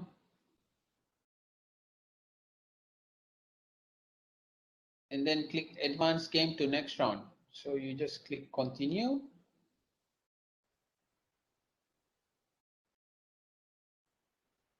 Yes, advance my game. Your game has been successfully advanced to round 4. So let's look at the debrief. Click on balance scorecard. Going down. Oh, by recap maintain. Okay. But again, guys, I only made decision on TQM, so it's expected. So don't worry, I'm just showing you what are the things. So let me click on 52 or leverage very bad. Days of working capital very bad. So look at where you need to improve and make your decision, and then click on recap. So guys, this is basically the business simulation, guys. So again, I've shown you guys basically how to utilize the business simulation platform and where to find resources, where you start making decision. And for the benefit, you can practice on your own as many times as you want before you start to do your class competition. And as I can see just now, there were no logins. Now, wow, got logins. So all of you, would have tried to log in just now, right? That's good, brilliant. So team 1, congrats, all of you all have already logged in. So team 2 also, I can see later whether you have logged in. Team 3 also. So this is the business simulation, guys. Let me just second, guys, let me just stop share this one so that I can share back the presentation slides. Just 1 second.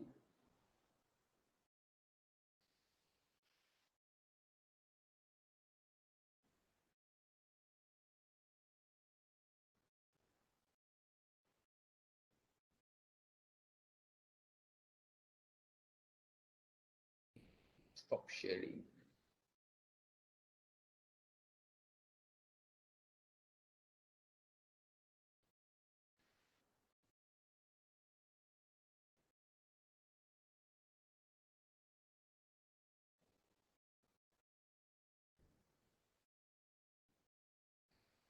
Second, guys, it's just slowly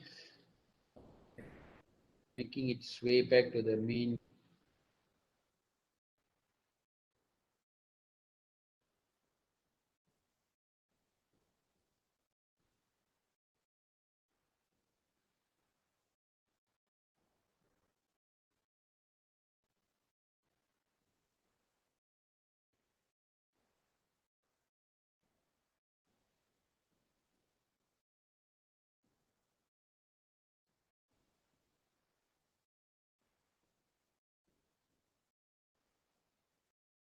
Okay, 1 second. Sorry guys, my computer seems to be hating WebEx. So every time, I do the presentation, it's like so scared anything might go wrong. We actually had one session gone really bad for me.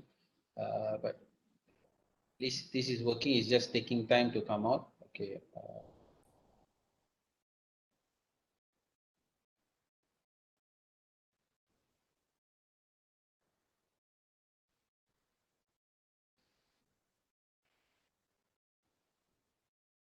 Okay, great. Now I'm back here. Let me just try to share the slides, guys.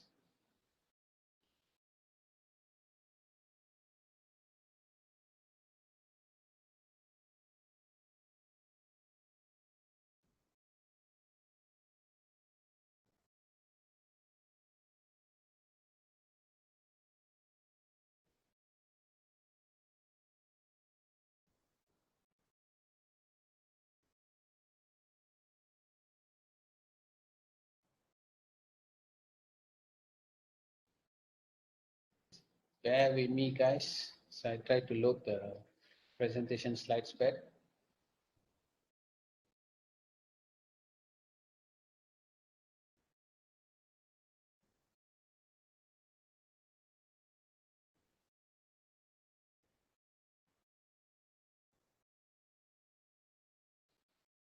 Okay.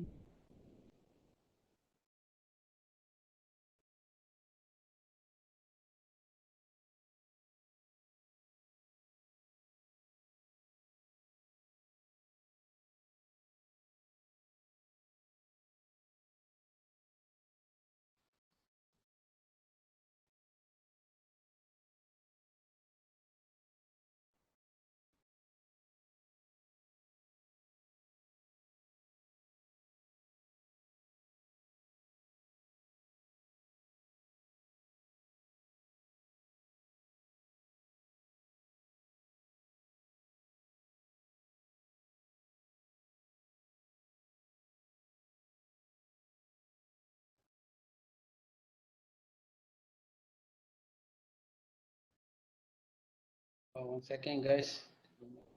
Jam.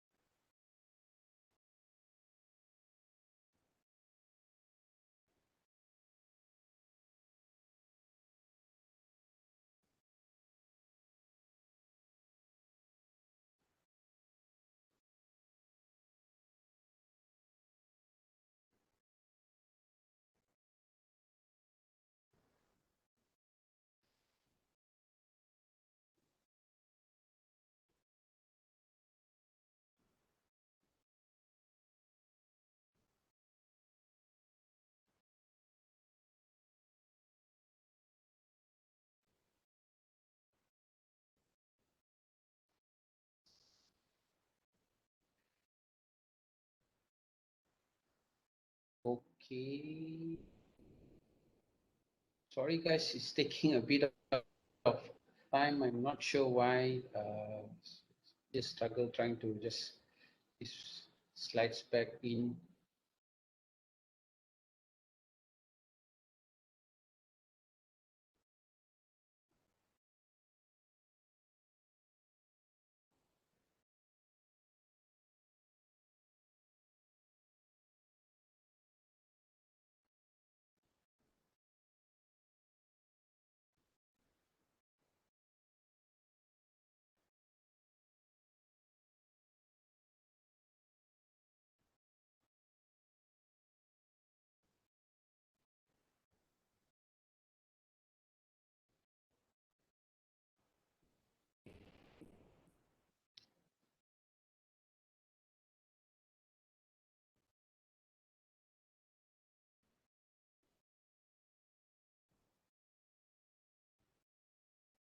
Okay, great. So I think hoping everyone can see my slides now.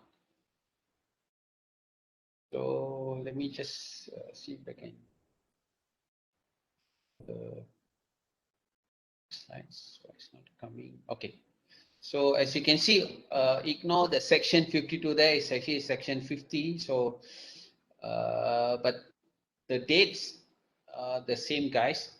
So basically, guys, starting from today, today is 24th. So you have about 1 week, 1 day before the start of, about 1 week, sorry, 1 week exactly before the start of your class competition, which is scheduled from midnight 2nd of May, start of round one.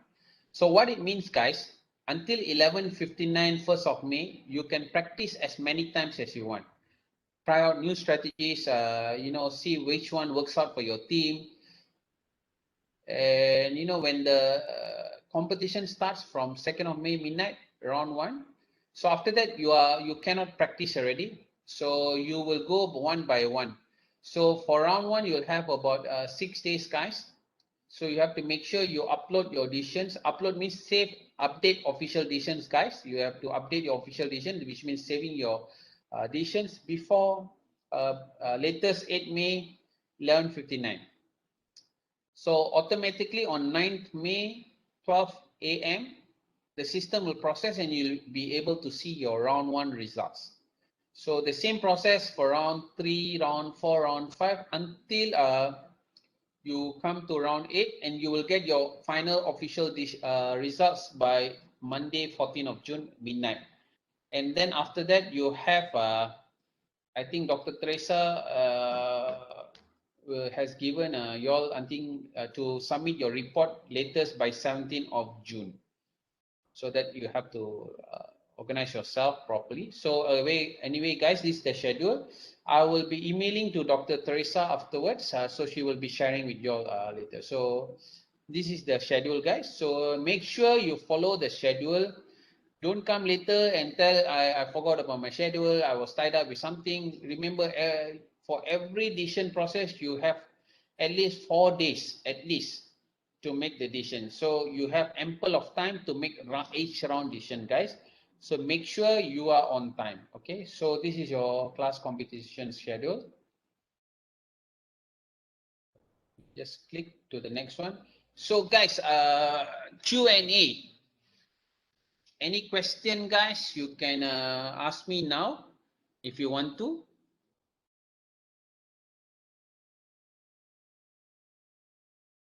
Just can you show us, please, Okay, Doctor? I understand there is a question. Yes, hello. Yes, I can hear you. Yeah, this is Tariq Alamin. I'm just asking about. You said we can practice from now up to the 2nd of May, right? Yes, up to 1st of May, sorry. 1st of May. Okay. Yeah, So you can practice that as many times as you want. Yeah, we need to select that trial mode, right? There is 2 mode, right? Come In the again? system, you showed us there is a specific mode that we need to select. Yes, correct. So Just follow that. can you show us that again, please? Because I think I forgot what the place of that one. You want me to show you again? Yeah, please. So we don't Uh, make mistake by mistake select the live one. oh, okay. Don't worry about that, because I'm just worried if I go back there, I'm gonna struggle. Just okay. So we'll keep that question first. I will go there. Any other question, guys?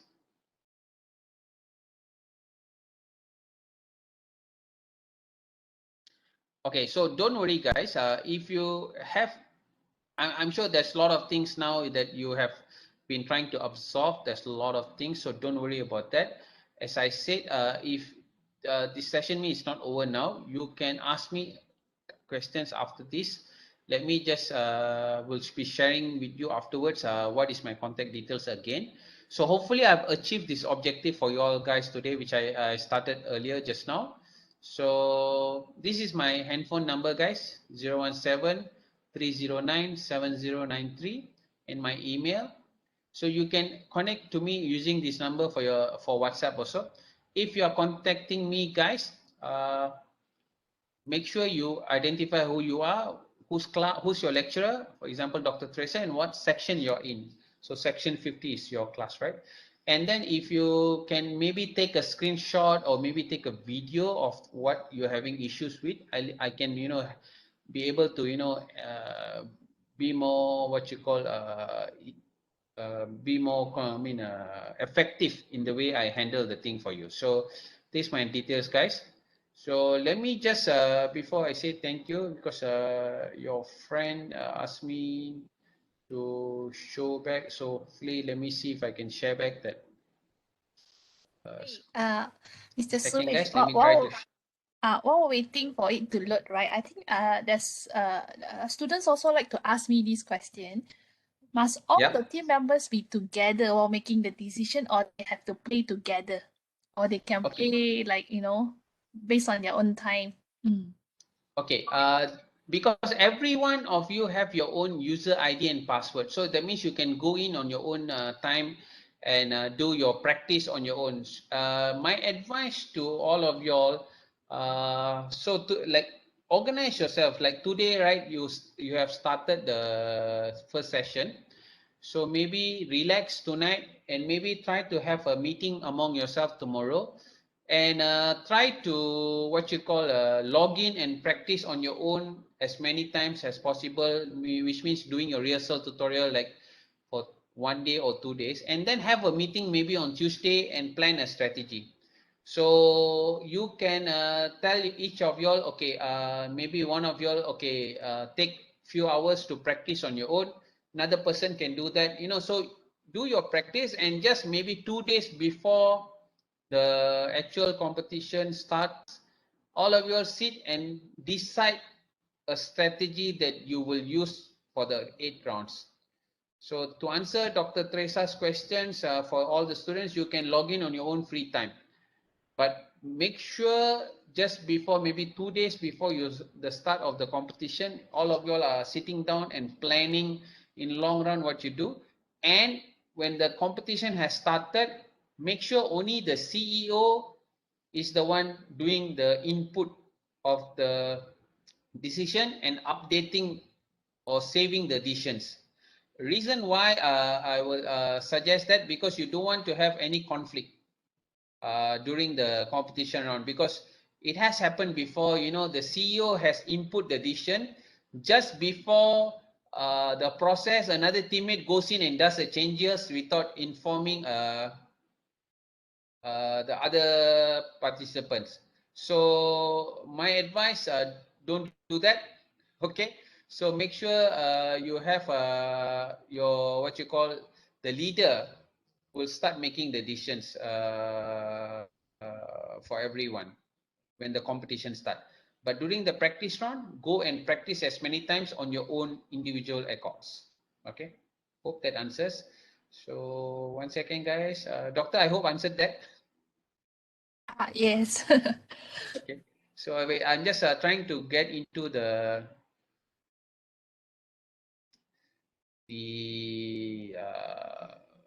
what you call the simulation. So what one of the guys asked a question just now.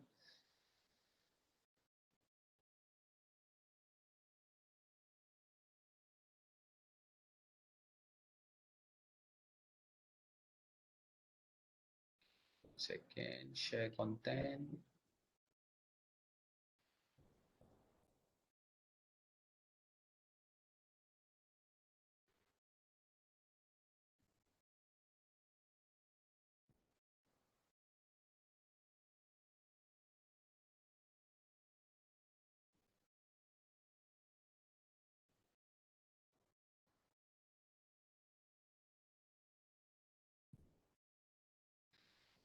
Okay, something happened. 1 second.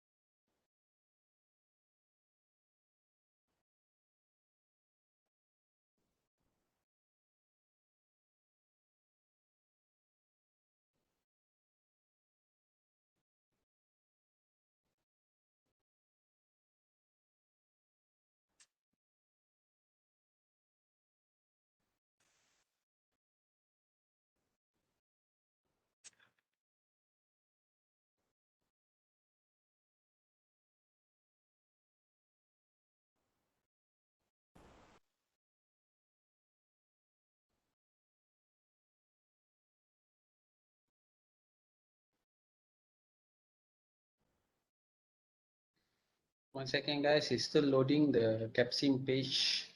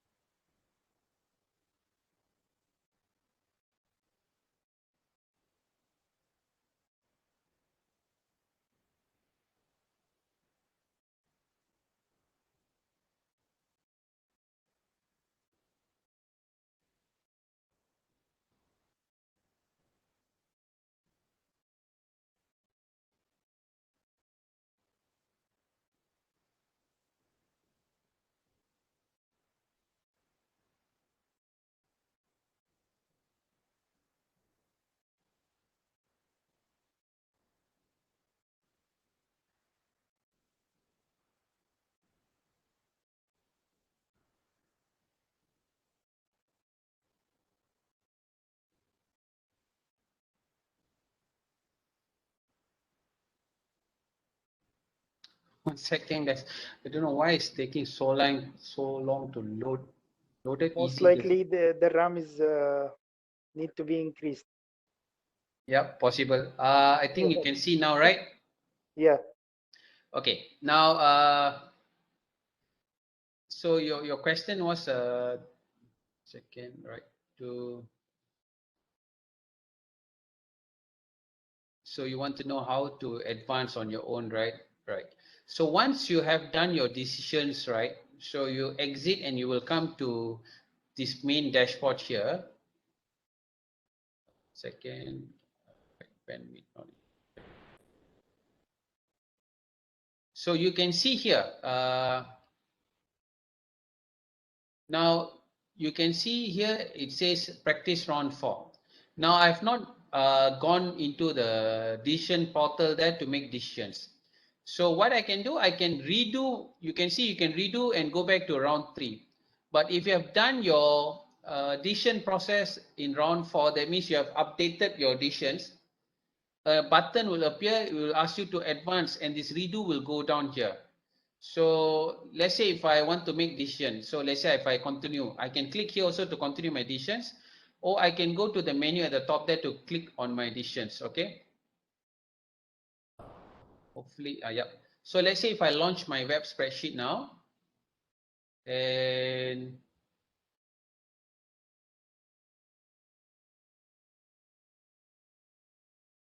so now I'm going to make decision, just one decisions, guys, on round 4, and then basically I'm going to show you how to save it again, right? Okay.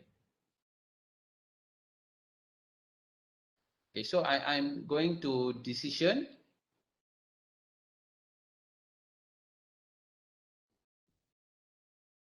Let's say I do some small changes on R&D. So I click on R&D.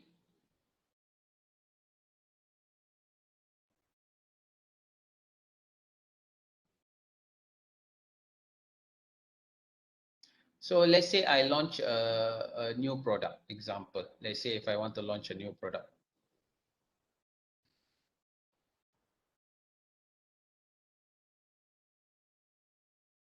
I call this product if. Okay. Then let's say if I do changes on the performance, I want to really a super product. So let's say I put 8.4. In my size, I put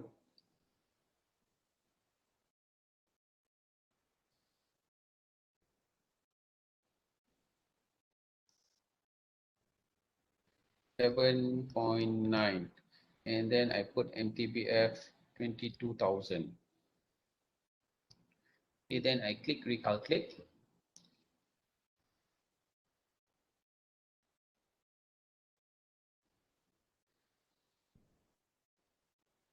Okay, so it's in between high tech and low tech. If so, the same process I told you just now, right? So after you have done every decisions, just click on addition and look at your decision summary. So to verify where you have made your decisions, and then go to your pro forma to look at potentially what is your score going to look like, and what is your potential balance sheet all going to look like this projection. So once you have done that, you click on file again, update official decision. That means you're uploading your decisions now. Click update, then you click this one, all Andrew's decisions are ready, then click save. Then it will say official decisions have been updated. So that means your round 4 decisions are ready to be processed. So now you click file, click exit again, so that you come to the dashboard.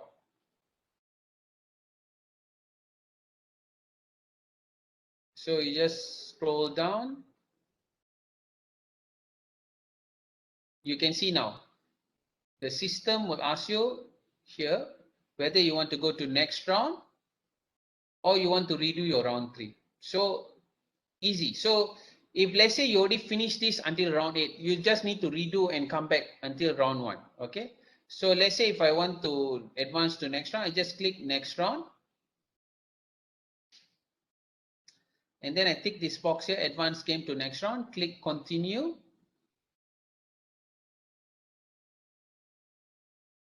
And then, are you sure? Yes, advance my game, click on that.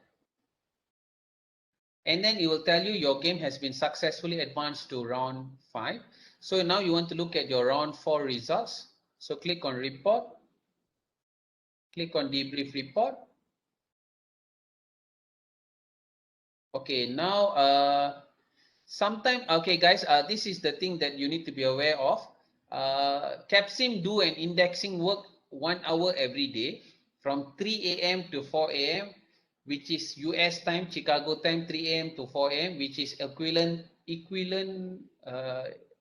which is the same time equivalent to our time of 4 to 5 p.m. So you won't be able to see balance score, but you can still process, guys. So I'm unable to show you the balance scorecard now, but after 5 p.m. you should be able to see the results. So basically, this is how you go to next round. So I hope I've shown you how to proceed. Is that okay? Clear?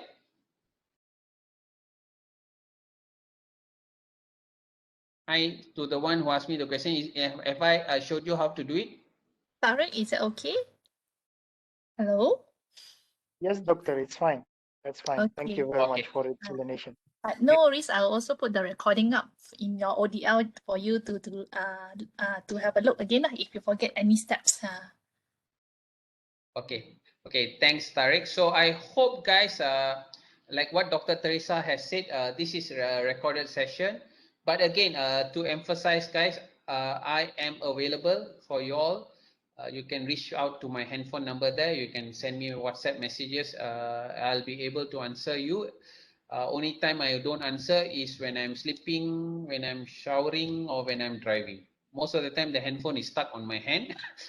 And so I'll be able to respond to you fast. So don't worry about that. So you can keep in touch with me on this. So if there's nothing, so I will pass back to Dr. Teresa. Anyway, guys, apologies for some of the hiccups on the technological side. So I'm limited by the technology. So I tried my best. I hope I've conveyed my messages that I wanted to do today and you have understood.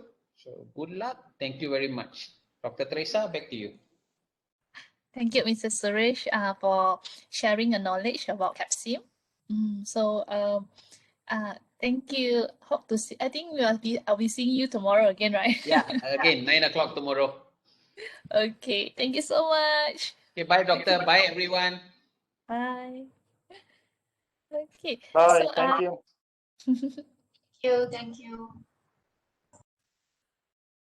Okay, class, let me share the attendance first, and then I will go through with you on how to do your CAPSIM reporting for your coursework. Okay, just bear with me for a while. Let me find the attendance. Okay, share. Oh, okay.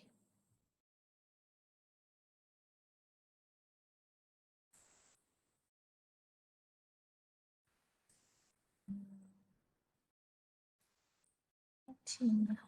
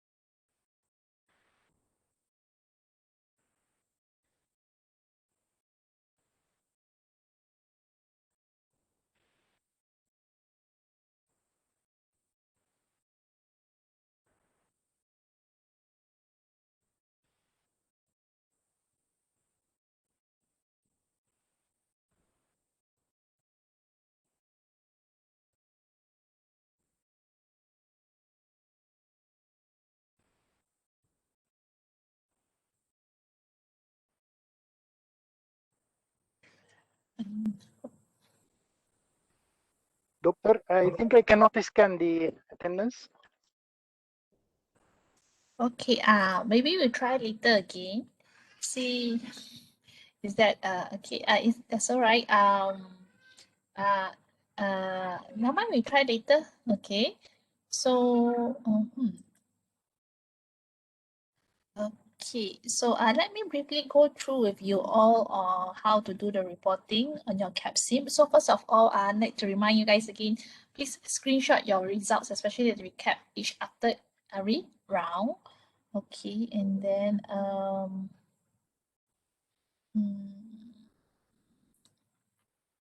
okay, let me share screen, share screen, share screen. Okay, share. Okay, so this is your ODL system again. Okay, so you just scroll down towards the end. Okay.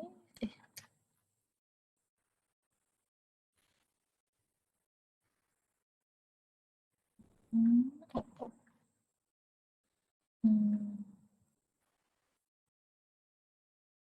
Here, CAPSIM. Okay. So so when you're doing your CAPSIM, right, there'll be 3 documents that you must take note. Okay, the first document would be your coursework. This one. Okay, do you see this one? Coursework. Okay. Okay, so you scroll down. Okay, so this is your second coursework, CAPSIM. So in CAPSIM, right, there are 3 parts: Part A, Part B, and Part C. Okay, so for Part A, you need to do an organization chart. Okay, and explain a little bit about your who is your CEO, okay, who's your head of R&D, head of marketing, and so forth. Okay, and then for round B, for Part B, I'll show you later. Okay, for Part C, right, you see there's 2 parts. The first part is comprehensive reflection. So comprehensive reflection here, right, after you have done all the 8 rounds, okay, what are the hard skills that you learn, the technical skills? Okay, for example, okay, we found that we need to be focused in terms of our strategy. Okay, for example, first 4 rounds, we go for the we want to go for the differentiation. Okay, after 4 rounds later, we want to go for the we change of strategy. So this pose an effect, for example. So the comprehensive here refers more towards the hard skills. Okay, for example, in terms of the loans, okay, we should not borrow so much, okay. In terms of we should invest more into our production, okay. So these are the part one, comprehensive reflection. But else, lesson learned, right? You focus more on your soft skills, okay. In terms of communication, okay, in terms of leadership, okay. And you as a head of the marketing, you know what you should do more, okay. Liaising with your CEO and so forth, okay. So part C is 1, hard skill. 2 is more towards your soft skill, okay. So part A and C explain. Now we go to part B, okay. So part B, right? Scroll down. Part B. How you do your part B? Okay, part B, right? Use IE. Okay, there are 2 part 1 and part 2. Okay, so part 1. Okay, let's go on.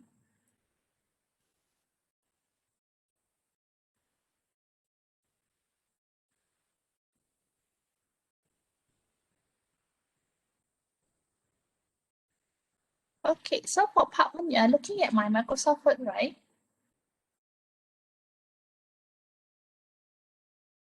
Hello? Doctor. Okay. Okay, for part B, you see this okay, for part B, right? You see, for each round, you have to fill all the tables here. Okay, so Sorry, not see. cannot see Microsoft Word, is it? Yeah. Oh, sorry. No, you're sharing the window, not the screen. Oh, window. Oh, wait now. Okay.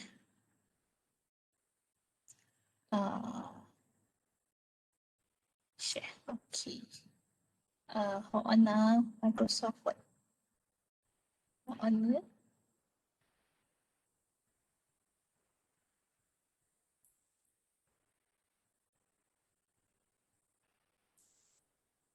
Okay. Wait, let me share Microsoft Word. Okay. Oh, okay. So, can you see the Microsoft Word? The template? Yes. Yes. Okay. Okay, so this one, you'll see these are the tables, right? Okay, so the first table will be filled by your CEO. Okay, so before the start of each round, the CEO will actually tell the team, okay, what you want to achieve. Okay, so you see these are the tables, right?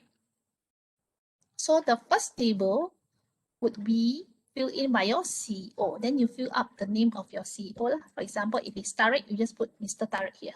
Okay. And then the words in red are the you call as example that you can refer to. Okay. So this one, for example, R&D, the CEO said, I want to for the first year, I want to have 2 products. But focus on the low tech product for the first year. Okay, so I want to go for these 2 segments, high tech and low tech. And then you give me why you want to go for high tech and low tech. Sometimes the justification, you can also get it from the industry report. Okay, so the industry report, usually I would advise my student to download and print it out so you can see it clearly. Okay. And then for sales and marketing, okay, why you want to use competitive price, okay, what's your justification and so forth. Okay, so the first table will be filled by your CEO. After the CEO fill in, right, you see this one after completing the round and reviewing results, you will fill this after you get the results for round 1. Okay, and then what happened and what the CEO want to make, what changes that CEO want to make in the next round. Okay, so the first table will be filled by your CEO. Okay, the second table is by your R&D head. So then you fill who is the R&D head name, okay, and then what types of product, portfolio. The specification is the MBTF, things like that. Okay, why? Okay, then you give your justification. Okay, so you see we have sales and marketing. Okay, fill by this. So for each round, you have to fill up all the tables. Okay, so usually I would see, usually I'll compare lah. If your CEO says that I want to go for low tech. For example, this CEO said I want to go for low tech segment. Okay, and then when I click here, when I see, why you become high tech? Okay, you must give your justification over here. Okay, so yep, so that's it. So for part B, you just fill up all the tables. Okay, so for example, if you don't want to listen to your CEO, right, what your CEO wants, okay, you must give your justification here. Okay, even though if you follow your CEO's instruction, you must also give your justification why you think the CEO's decision is right one. Okay, so part A, your organization chart, explain a bit. Part B, you give me all the tables, okay, including this table. Let me stop sharing. Okay, stop sharing. Okay,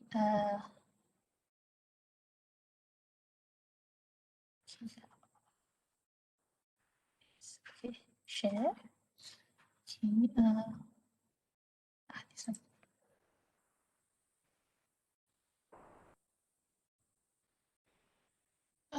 Okay, so part B. You see another reporting. Okay, it's an Excel sheet, right? Oh.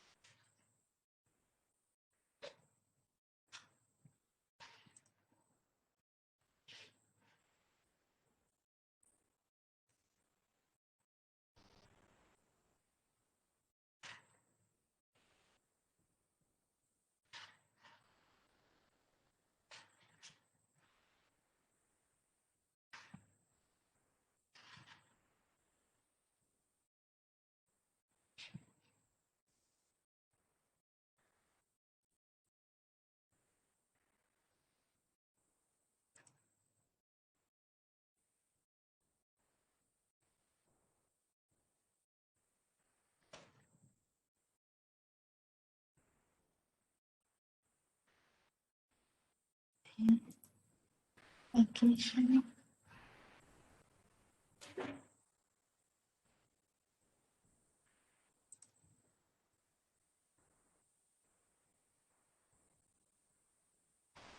Okay, so can you see my screen?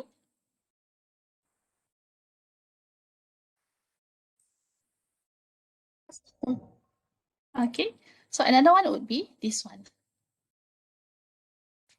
Okay, so you need to fill up the screen here. Okay, so what is the group scores, profit, average K, what is the group score, and so forth. Okay, so